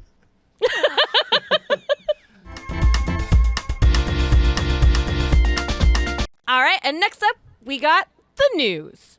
And as a lot of you guys know, there was a Nintendo Direct last week, and they're adding the Nintendo Switch Online expansion pack. And they just announced that, and what that is basically you get everything you get with Nintendo Online membership right now, but you also get a small library of Nintendo 64 and Sega Genesis games, and they announced some really cute full-size wireless 64 and Genesis controllers. What do you think? I'm a little bit. I wonder why it's extra, but I do too. Then again, that was the first question. like, It's money. Yeah. I mean, they're gonna start doing this with every service, I think. Then give us all the games. Like you can't say, hey, pay more money for these like 6 games that I can buy for $1 each in a used bin. I don't really understand. I feel like if it was a more comprehensive service, like maybe, or if you could buy them like for like a couple bucks each. Okay. And like have them in your permanent library. What about the content? Like, what about the actual games? Are you excited about the games at all? Do you even remember any of the games? I own all the games, but you can play them online multiplayer. And I do think that's really cool, especially with my upcoming move and like most of my friends are in Seattle. So I am really excited about that, but I'm still in the camp of I don't know why it's more. And I feel like they kind of like pussyfooted around that in the thing because throughout the whole thing, they kept calling it the expansion pass. And they're like, and when you get it, when you upgrade, I'm like, wait, upgrade. Is it extra? Or at first I was like, or is this the new what they have? Like this is Nintendo Online and the price is growing up. They haven't clarified that, right? So Yeah. you're like, I don't foresee. Mm-hmm. I love retro games, and I do go back and play them quite a bit. I don't see me dropping extra cash to play a handful of extra games. That's me personally. I think it depends on how much it is for me because 4-player Mario Kart 64 online with my friends, I do think sounds really fun. But at the same time, it depends on how much it is because even now, I very rarely go and play the Nintendo Switch online games anyways. Me too. So, I mean, I do late nights when I just don't want to be bothered with some complex thing. I'm like, what if I went and played Kirby's Dream Course again? Right. That game is tough. Love Kirby's Dream I think that's the only game I do play, actually. So actually, yeah, that's like one of the very. yeah. That's probably That the one game I is so played the great. most on there. That game is so great. It's still so great. I love that game so much. It's perfect. But yeah, so how much is the annual subscription to Nintendo Online? Like it's like $20, right? It's really cheap as far as online subscriptions go. I think it's like 20, 25, Right. something like that. It's like So- $1.99 a month. So what do we expect? It's going to be like $10 additionally to play Nintendo 64, or is it going to be $10 for both the Sega and the Nintendo 64? This subscription thing, like, I want to buy the ones that I want to play. I don't know. I don't know. I'm conflicted. I mean, there's a lot of games out there these days. Right. I can't even start to get through this month's game releases alone. So the idea of paying a bunch of extra money for these things that, like quite frankly, these emulators and stuff are pretty ubiquitous these days. And, most of the stuff that you really want to play. I mean, what I do appreciate about the Nintendo stuff is, like, I was playing Gargoyle's Quest. What's the Demon's Crest, I guess? Yeah, Demon's Crest. The ability to rewind time and stuff like that, it's really nice, right? You're like, wow, I don't need to even, like, quick save and quick load, because I can just, like, literally, like unfuck what I just did and just jump right back into it. And I think that's a fantastic feature. I think that's, like, the best way to play retro games by far. You're not, like, suffering through it. He can kind of just motor through this stuff. So I love that, but I don't know. I think if it's like 5 to 10 more a year, I might do it. If it's any more than that, I probably will definitely not. I think it's going to be 10 for each. So That's what I $20 more a year? That's what I think. That's too much. I too think much. that's crazy. I mean, look at her video game library. She's a crazy person. She has all the video games. Right. If she's not into this, Yeah, no, that's a they good have point. a problem. Yeah. Yeah. So how do we feel about the controllers? Pretty dope. Although the I think they're Americans really get cool. the 3 button, the Americans get the 3 button, and the Japanese get the 6 button. What's up with that? Why? Oh, Why? yeah. I don't know, actually.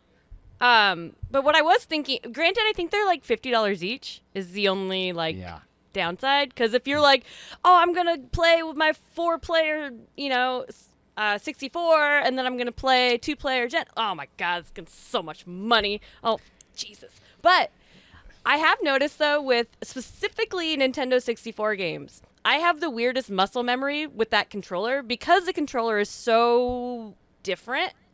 Yeah.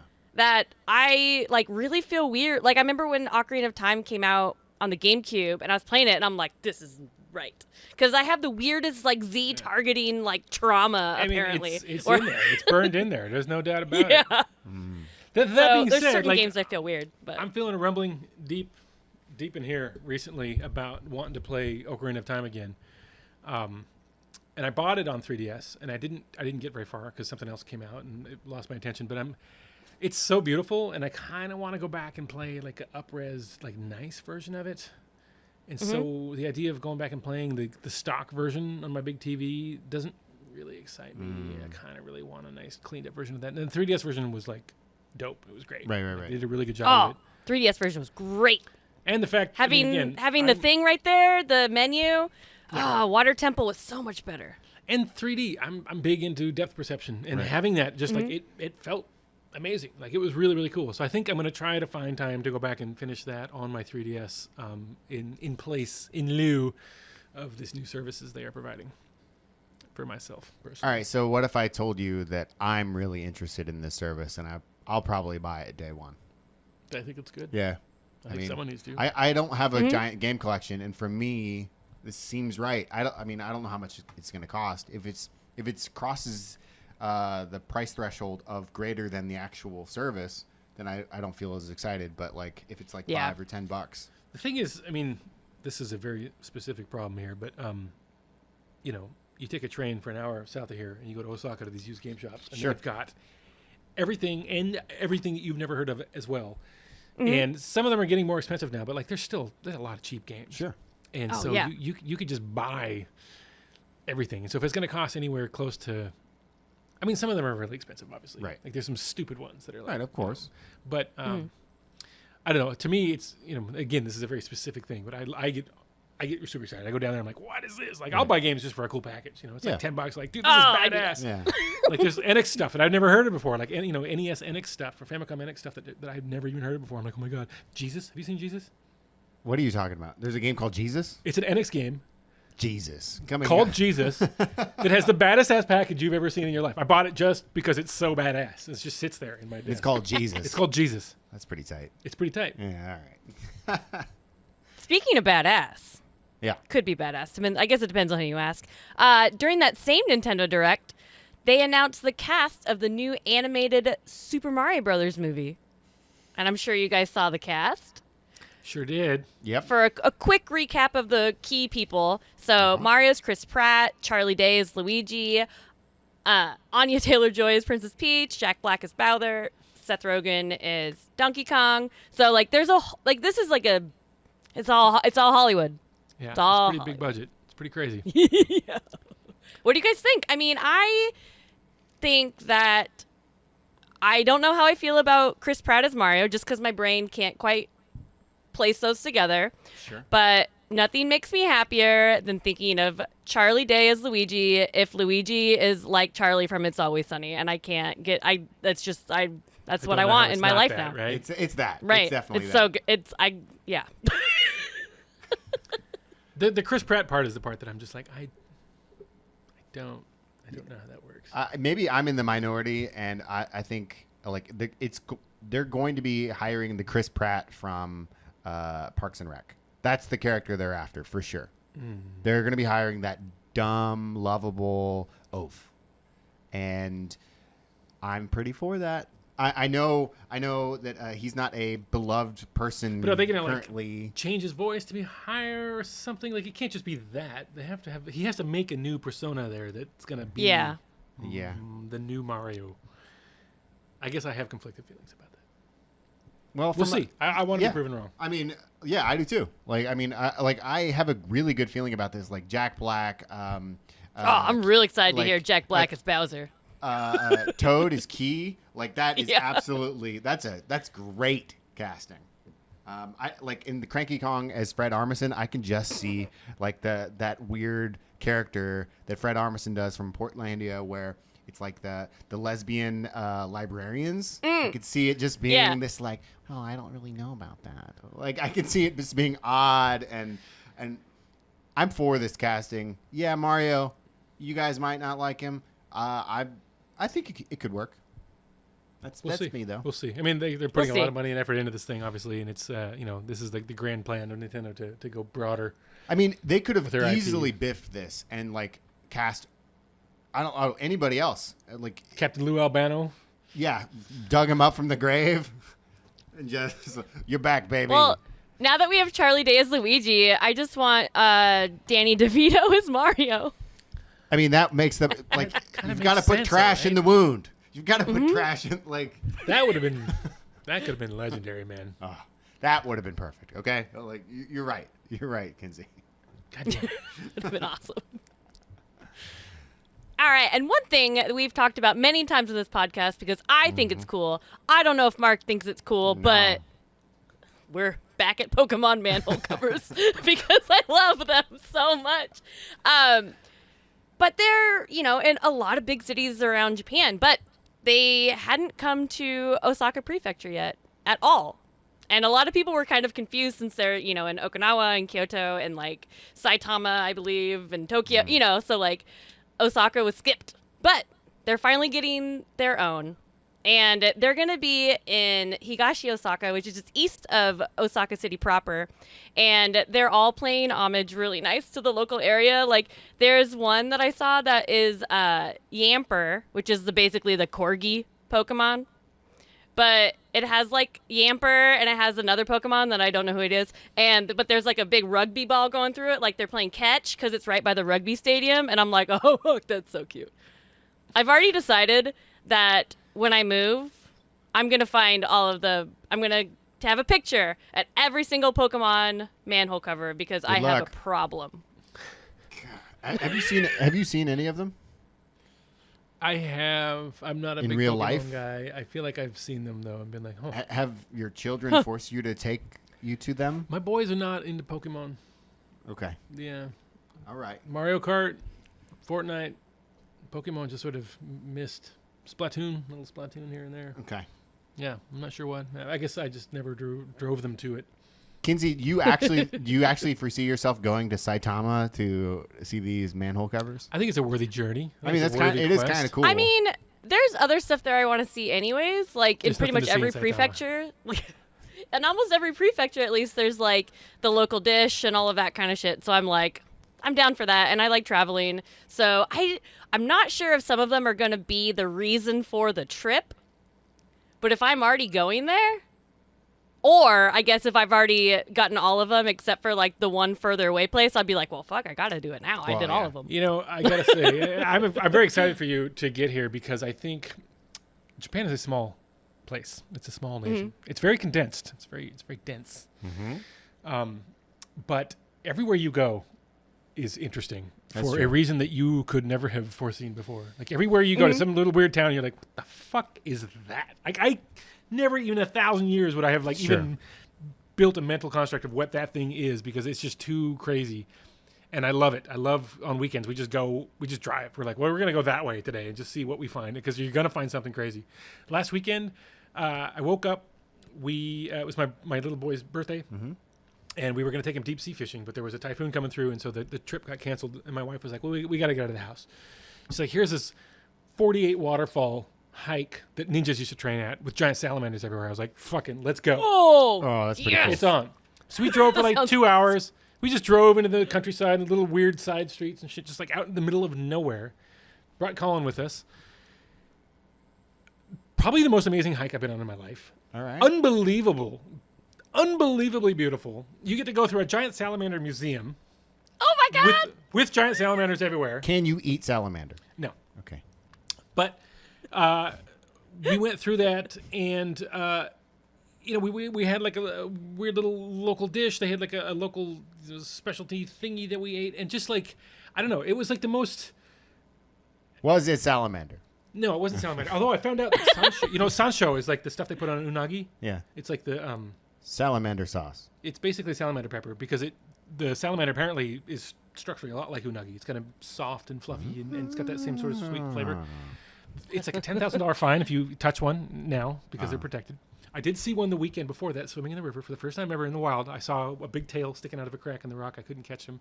The point is, driving up there, we're like in the middle of nowhere, right? And we're just driving by this thing, and there's like all these micro houses. Like this whole neighborhood of houses like the size of a tool shed. Okay. No idea why. No one was there. Like it was all just abandoned, but it was just like all these little houses in this little tiny country road. And when I mean houses, I mean like full on like houses, but like at 1/10 scale. Okay. Just for reasons. Why not? And I was like, oh, I had never really considered that before. I've never seen 1/10 scale? So this is like a model of some sort. Could I walk into it? Could my salamander live in that? Your salamander could live in it for sure. It's just a salamander village, duh. But it's just one of those things. Like we just drove right past it, and I was like, man, that is so Japan. Just like, what the fuck was that? Like what? And my boy was like, did you see that? I'm like, he's like, it looked like a bunch of little houses. I was like, yeah, I think we just drove past like a neighborhood of micro houses. And by micro, I mean like, 6 feet wide, but they were like houses. Neat. Maybe I was seeing into another dimension. You were tripping, dog. Maybe, but then my son would have been too, whatever we were huffing. Maybe it was the fumes in front of us. I don't know. You know what else is super Japan? Please. Universal Studios Japan. And as we all know, they just opened up Super Nintendo World in Osaka at Universal Studios. But now they're going to be adding a Donkey Kong Land, which should be opening either early 2024 late 2024 or early 2025. Fuck. And it looks just like amazing. Like I saw some I don't know if you guys saw the concept art of it, but it's like super jungly, and then where like a castle would be in like most amusement parks, it's like a big Aztec-y kind of temple thing. Which I'm really hoping is like some sort of minecart roller coaster, which would be amazing. And it's like it's almost making Super Nintendo World like double the size. Like the world, it sounds like it's going to be about the same size as that one. So it's like I want to get excited about that, but I can't help but think, why not Zelda Town? Why not? It's coming, dude. They're just figuring out. Do you see how big it is? Yeah. Do you see how big it is? Like, you don't just come across land like that in Osaka willy-nilly. Right. You got to work for it, man. And they decided to go with Donkey Kong before Zelda, and I'm like, that's an interesting decision. I mean, everyone knows Donkey Kong, sure, but... I guess I don't understand that either, actually, because Zelda's way more of a moneymaker for them than Donkey Kong is, but... I think I know why, and I think it's actually related to the movie. Why in the movie do they have Cranky Kong and Donkey Kong? Yeah, I think they're trying to rebrand and bring back Donkey Kong. I do think, too, that aesthetic is more consistent. Like, they have sort of the Donkey Kong Country aesthetic It's Mario. Yeah. It's established, right? Like- It's established. It's a thing where Zelda kind of changes gears every time. That's true. It'd be tougher to Yeah. do something timeless that was like based on one Zelda franchise. Although Breath And of what the would Wild you is the do best in game of all Zelda? time, and they should only make games that look like Breath of the Wild from now on. But what would you do in a Zelda world? Like, Pull swords out of rocks. Yeah, exactly. Kill Goombas. so Whatever. Whereas, like, if it's Donkey Kong, you're gonna be doing mine carts and. I don't know why. I just had the idea when you said like. I was thinking of like a Zelda thing, but it was like whack-a-mole with like Octoroks, and it was like the shittiest theme park. And you're like, Zelda Land. I would have gone in. I'm the guy that every time I go to Tokyo, I go to the Nintendo store and I buy like every Zelda thing. I have all the stickers. I have all like my sketchbook next to my desk is a little like 16-bit Zelda themed sketchbook. I buy I got Piece the of crap. cups. I mean, I have a whole Zelda shrine in my office of every Zelda me or whatever they call the little toys. I don't know. Amiibo? Amiibo. That's Amiibo. the one. I got all of them. I don't even use them. I just look at them because I love Zelda. I was like, my Zelda Amiibo shrine is right here, right off camera, and you can't see it. But How many do you have? Like a dozen? Amiibos? Yeah. Yeah, I don't have that many, and that was one of the first things I started selling for the move. Oh, But good. I am not selling any Zelda ones. Yeah. I will say from experience, Uh-oh. I have moved to Japan 3 times now. The second time was when I took the job at Sega, and I was like, I'm never coming home, obviously, because why the fuck would I? So Right. I'm going to bring all of my stuff Right. to my little tiny Tokyo apartment because I'm smart. And then I got to Tokyo, and I got to my little tiny apartment, and I could barely walk into it because of all the boxes of all the shit that I brought. And I was like, I am dumb person. You are a dumb person. Don't bring all the stuff. Kinsey, don't bring all the stuff. Bring most of this stuff. Yeah. It's a good chance to relieve yourself of this KonMari that shit. You know what I'm saying? Oh, yeah. Sell off your stuff and get rid of stuff. Yes, that.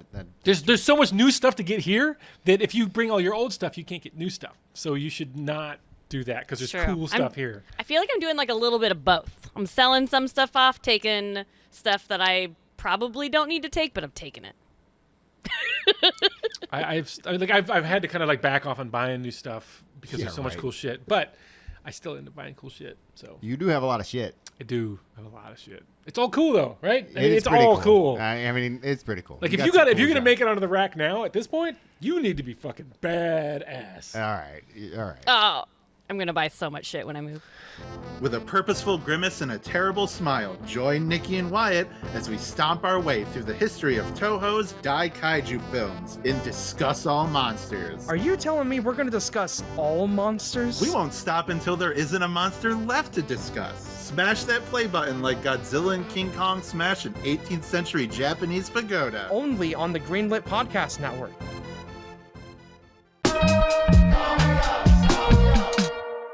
And now it's time for Call Me Up, where we answer your Discord questions. If you ever want to ask us a question, just hop on over to the Chew High Labs Discord, and in the Call Me Up channel thing, that's where you ask it. You should do that, Jake. All right, I'll ask some questions. Okay, cool. I have questions. All right, first up.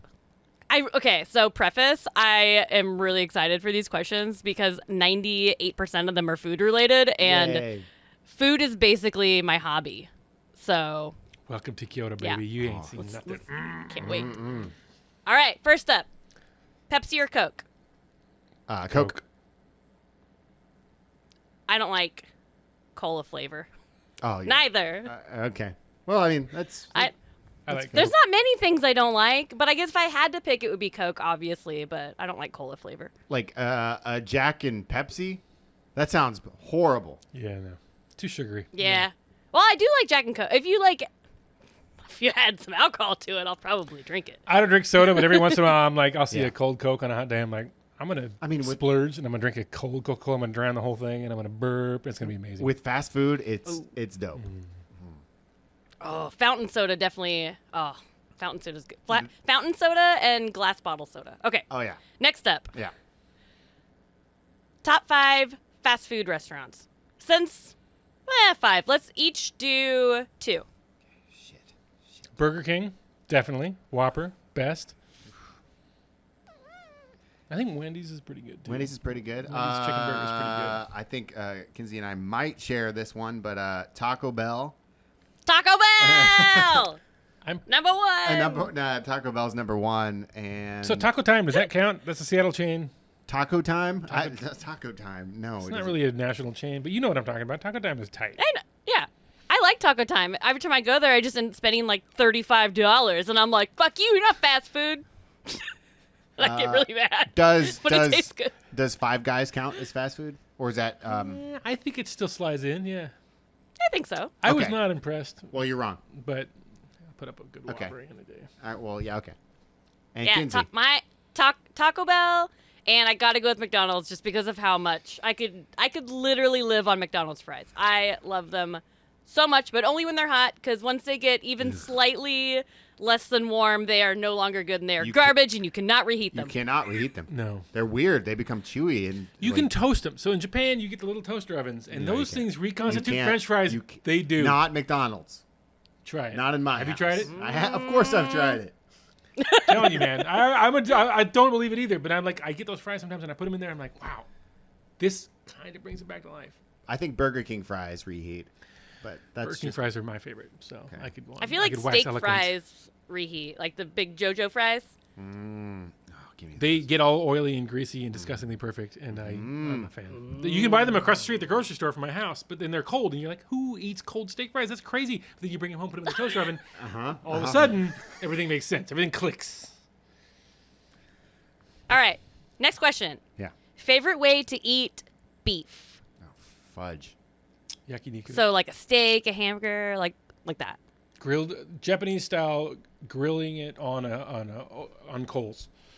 Oh, that's so good. Until the moment it's perfect, and then you put it on the rice, and you dip it in, I like lemon juice with a lot of rock salt and rock pepper. Oh God, sounds so good. Yeah. Just crispy enough, but then soft.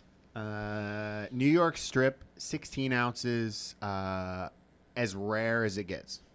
That's mine. Bold choice. Yeah. It's not bold Yeah. at all. That's I- like pretty normal.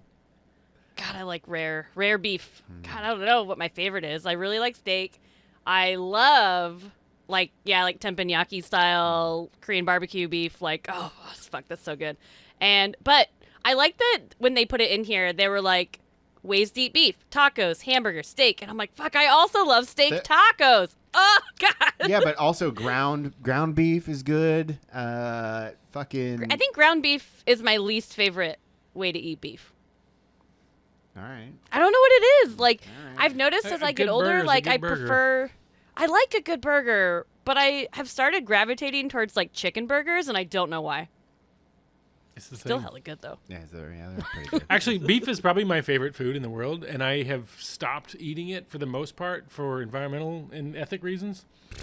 Because I know I'm a softie like that, but I eat it every once in a while, and I make sure to only do it when it's really good. Like I had a really good, like I think one of Kyoto's best burgers is Burger Factory up in Kitayama. Right.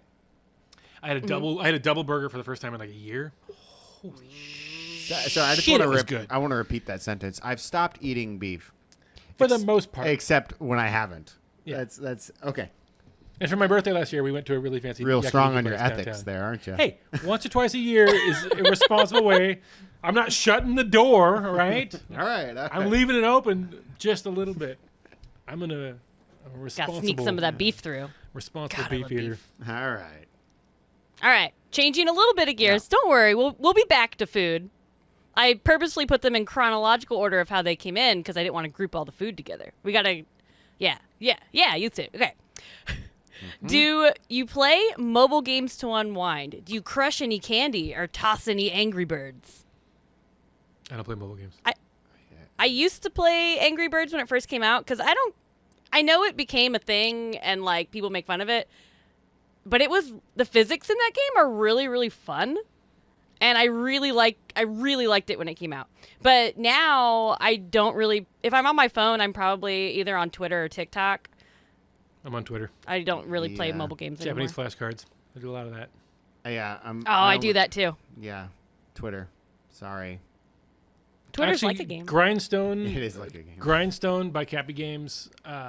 You spent lifetimes in that, right? I had to take measures to divorce myself. Yeah. Before you got divorced. Before this, yeah, I don't really mobile games. Like I just there's lots of different aesthetics in game Right. types out there. I'm not dissing on mobile games. It's not my aesthetic. Right.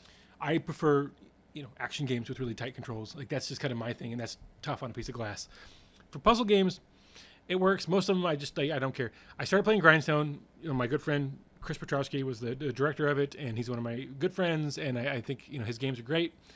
I started playing that game, and I was like, I couldn't stop. Like I haven't been that hooked on something like where it goes beyond like I like this game. You're Right. like I need to. You're like, dude, something needs to fucking give here, and you have a problem. You have to admit, first of all, look yourself in the mirror, admit to yourself first you have a problem, and then work at weaning yourself off of this thing that you can't stop doing.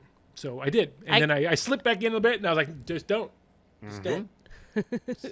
Stop. I did get trapped in the Crazy Taxi mobile game for a while, and it's funny because it's like not even good. I don't know why I played it so much, and it doesn't even have the whole Offspring song in the game. It only has part of it. So That is part of the Offspring song, and it just stops. yeah, and then it's like just like background music, and I'm like, where's the rest of the song? Funny brief side note. That first crazy party I went to with Mizuguchi-san, a bunch of those XAM3 people, I was getting to know these people, and they spoke like broken English. My Japanese was terrible at the time, like basically non-existent. But this one girl I was talking to and hanging out with her, and she's super cool. And I was like, so what are you doing over there? And she's like, it sounds crazy, but we're making a taxi game, and it's fucking rad. And I was like, huh. You liar.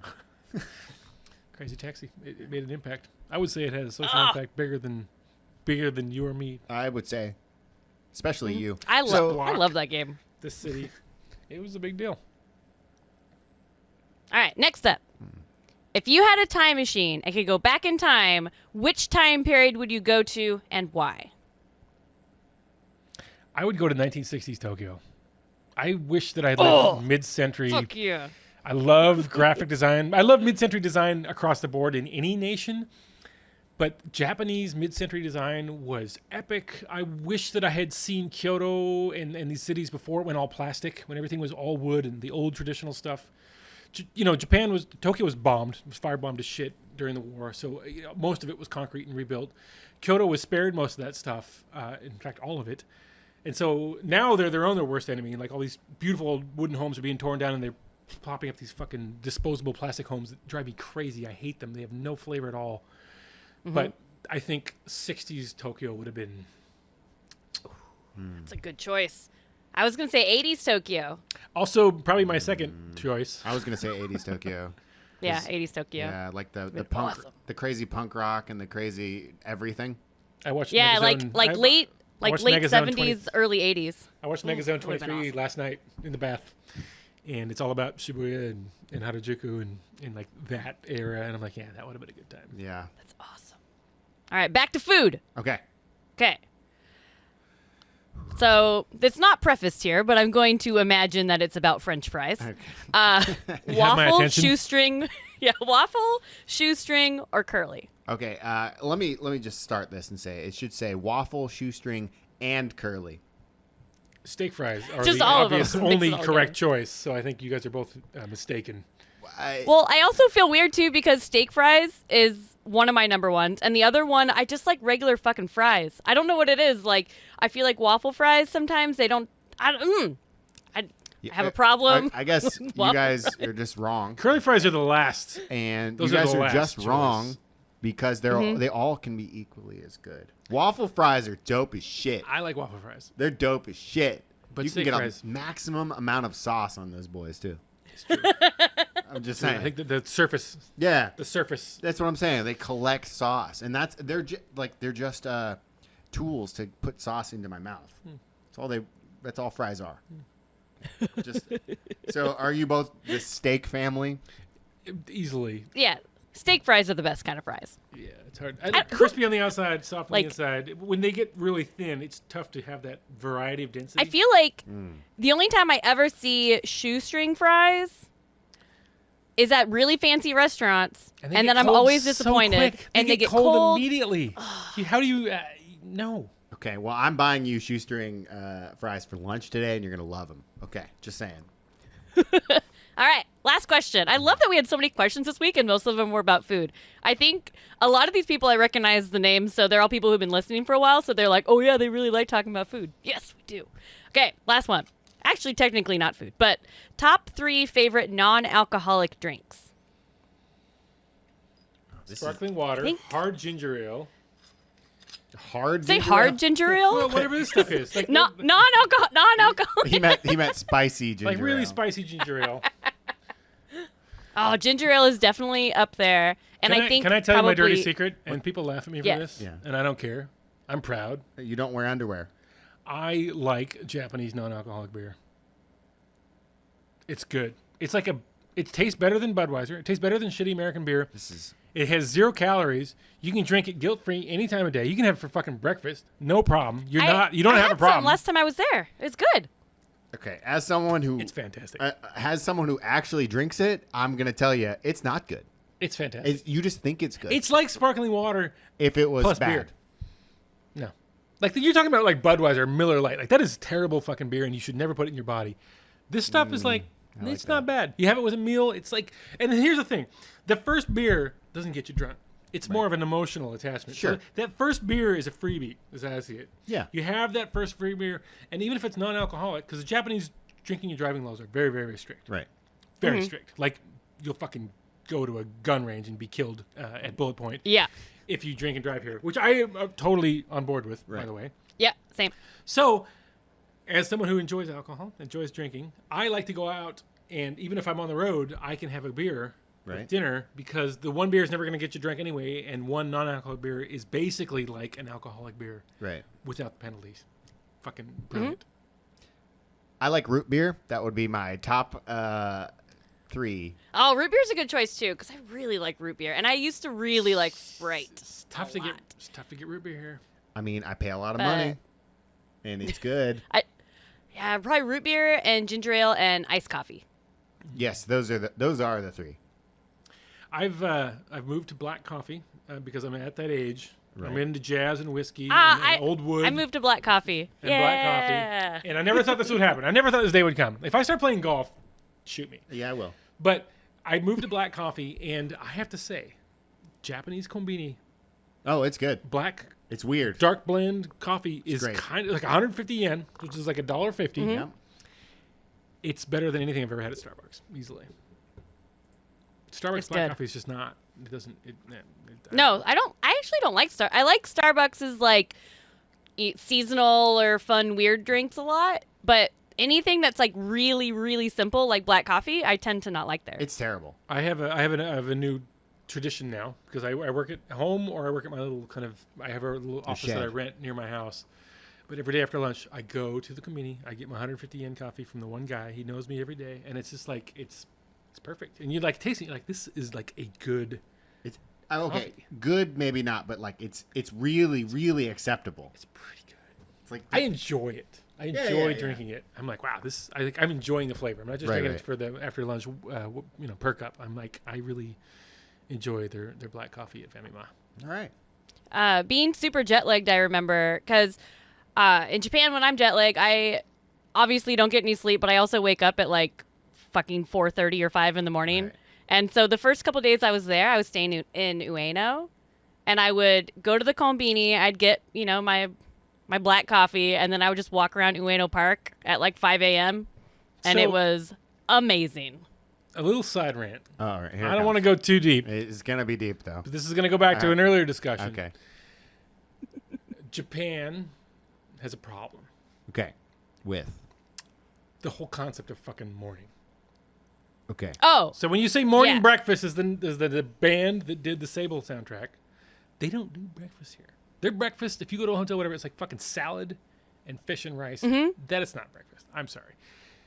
They don't do good breakfast. They don't have any sort of diner or like breakfast or like brunch culture here, which is really surprising considering how many cafes are here. I mean, there's a zillion cafes. Right. Like within a stone's throw, I bet I could hit 2 or 3 cafes. I don't even know this area. Yeah, that's true. I bet I could hit them. None of them have breakfast. None of them do brunch. Coffee shops, fancy coffee shops in this country open up no earlier than 10 a.m. yep.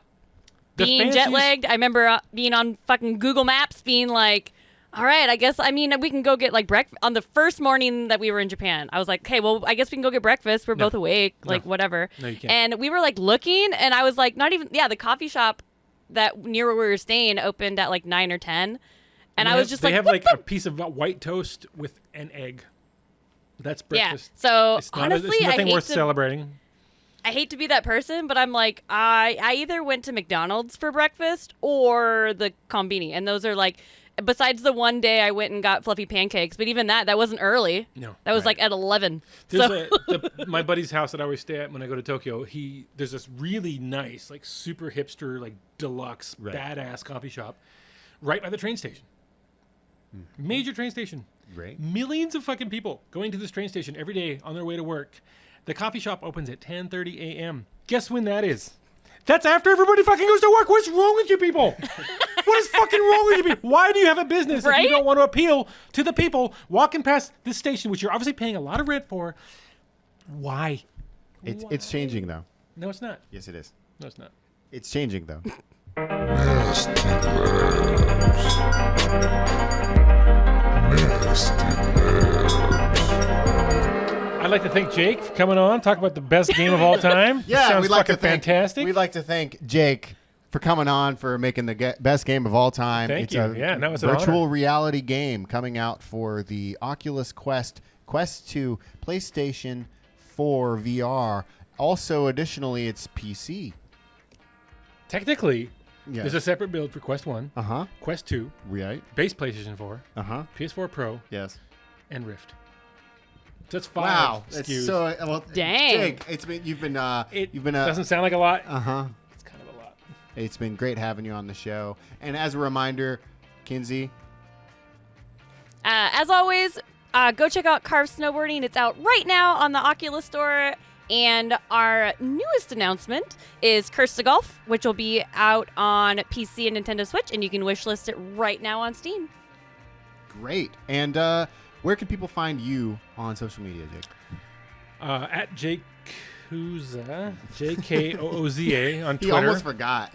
At 17_bit is Right. where we're showing up all the stuff. And as we're moving, we've been kind of quiet. We're a small team. We've been pretty busy with making the game.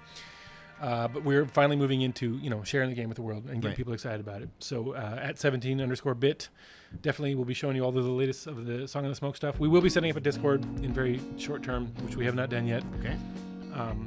We have a Facebook page and all that kind of stuff. But yeah, Twitter's sort of our main contact point. And people can get the game next Thursday, October 7th. October 7th. Yeah. You can get the game on all the platforms. You can check out the trailer right now. We'll be playing the trailer throughout this segment anyway. And anything else you'd like to plug? I would like to take a little bit of credit for Carved. Giles and I used to go snowboarding quite a bit with Yeah. the families in tow, and we would have these long 6-hour drives up to Nagano. And I was like, man, wouldn't it be cool? To do Wouldn't a it be VR cool? snowboarding game. Uh, I was like, you're kind of a snowboarding game guy. I like that you're taking credit for a game you didn't even know the title. You said Carved. All right, so check that out. Just you get all the credit you want, you piece of shit. I was fucking there, man. Before you were there. Okay, I was there. We talked about moves and stuff. and VR. Good. And where can people find you, Kinsey? You can find me pretty much every social media site at Kinzilla, Kinszilla. And as always, at Chuhai Labs, all one word, all the places. All right. Well, thanks everybody. When are you guys going to get up your ass and update the sign up front that says And back thanks room? everybody. We're Nasty Labs is a part of the Greenlit Podcast Network. It's been great having you on. It's been a pleasure. Kinsey, final goodbyes. Thanks for listening, everybody. See you in 2 weeks. See you, nada.